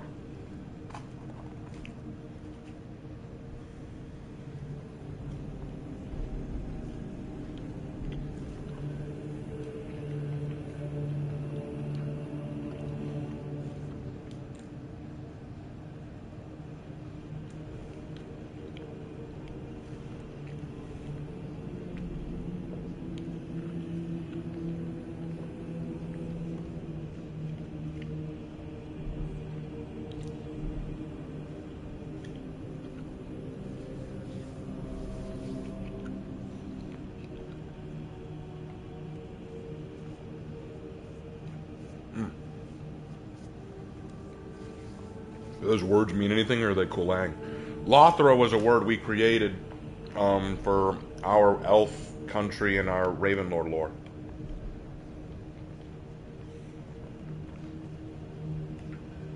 The Tau are very much communist. Yeah, I didn't even get into the Tau because I don't like them. I don't like the Tau. I'd rather not talk about the Tau. Raven's Black Cobras are a homebrew chapter, so is my Great Hounds and Knights of Sedaniah. Yeah. The Black Cobras are a homebrew. They are not an original one. I created them. They're not from the original lore. I created them.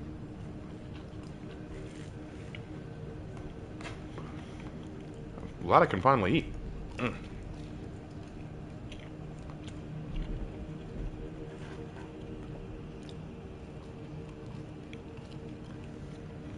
Tower Chinese? No. They were actually more based on Japan more than anything.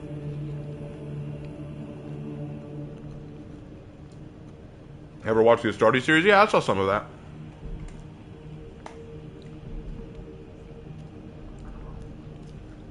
Can I do an abridged version of the time that a Marine helped deliver a baby? Not really a way to abridge that. A Dark Angel apothecary just helped deliver a baby. It was really funny.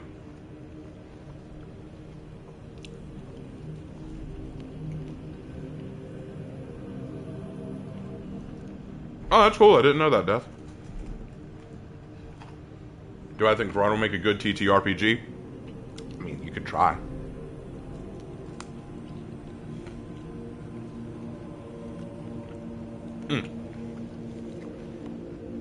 Damn. All right.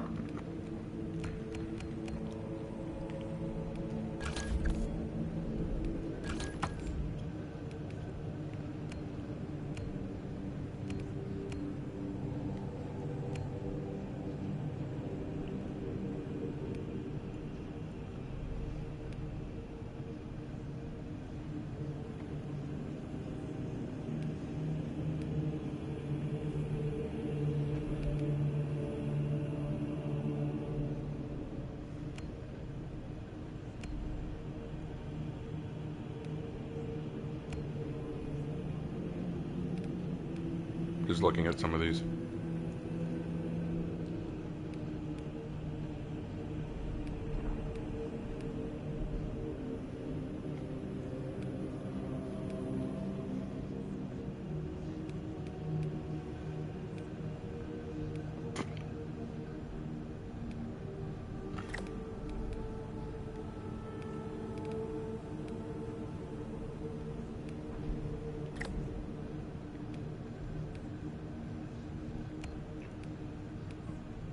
Excuse me.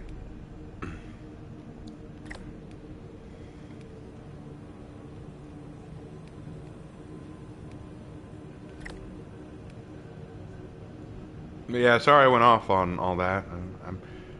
I was asked to. I was asked to.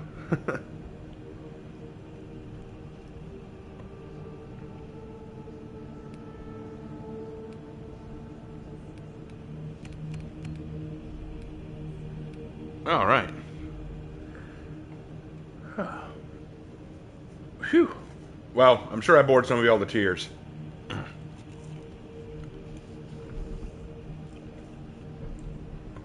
Will we see some 50 States of Marines? Yeah, Lark will work on the next one soon.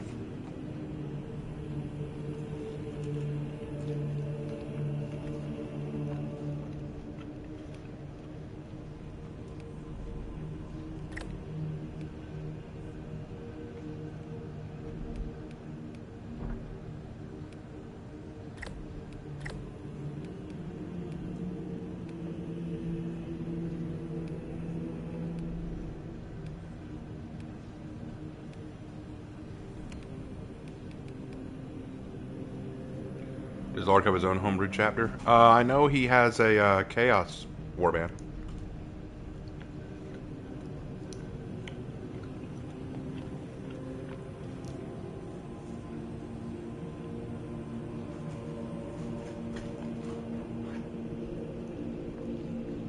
Well, what happened was this woman was going to die. She didn't want her baby to die too. The Dark Angel Apothecary basically agreed to try to save the baby. He saves the baby, pulls the baby out, and one of the guardsmen there goes, "What is it?" Because he wants to know what the gender is. And he goes, "Have you never seen a baby before?" And then no, it was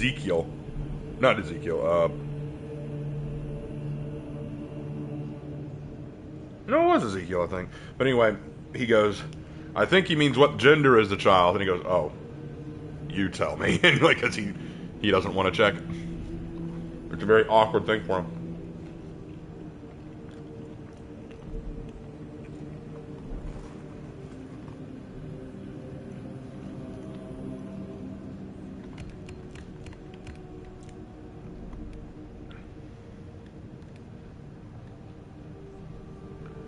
Something just occurred to me. Why would you recommend I use a name that you yourself are going to use for your own story?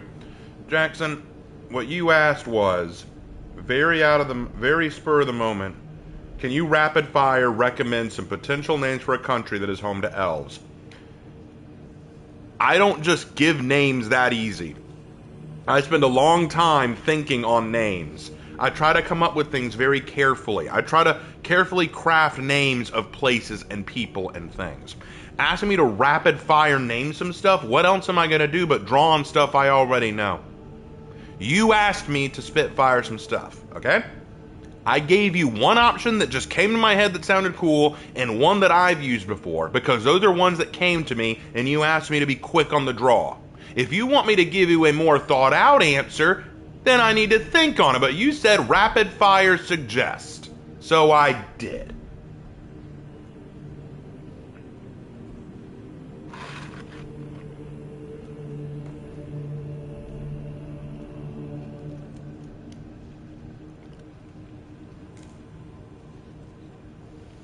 All right.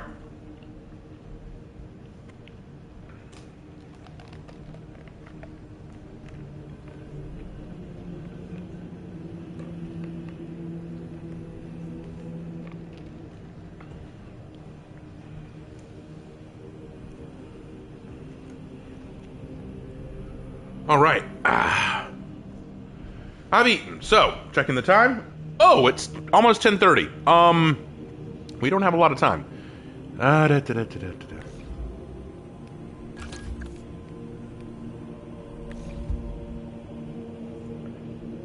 Unfortunately, guys, it might be best if we call it there. I don't have a lot of time to do a whole other mission.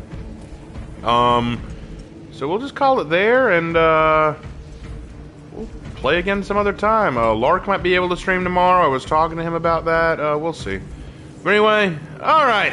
Hope you guys enjoyed. Sorry I went off on a long tangent about the lore. I thought y'all had asked to hear it. So I wanted to do it. But anyway, if y'all want to know more about Warhammer 40,000 lore, message me about it sometime or ask me about it next time, and I'll be happy to share more of my knowledge. Maybe we can talk about each of the Space Marine legions. But anyway, thank you all so much. I'll see you guys in my next video. Take care, guys.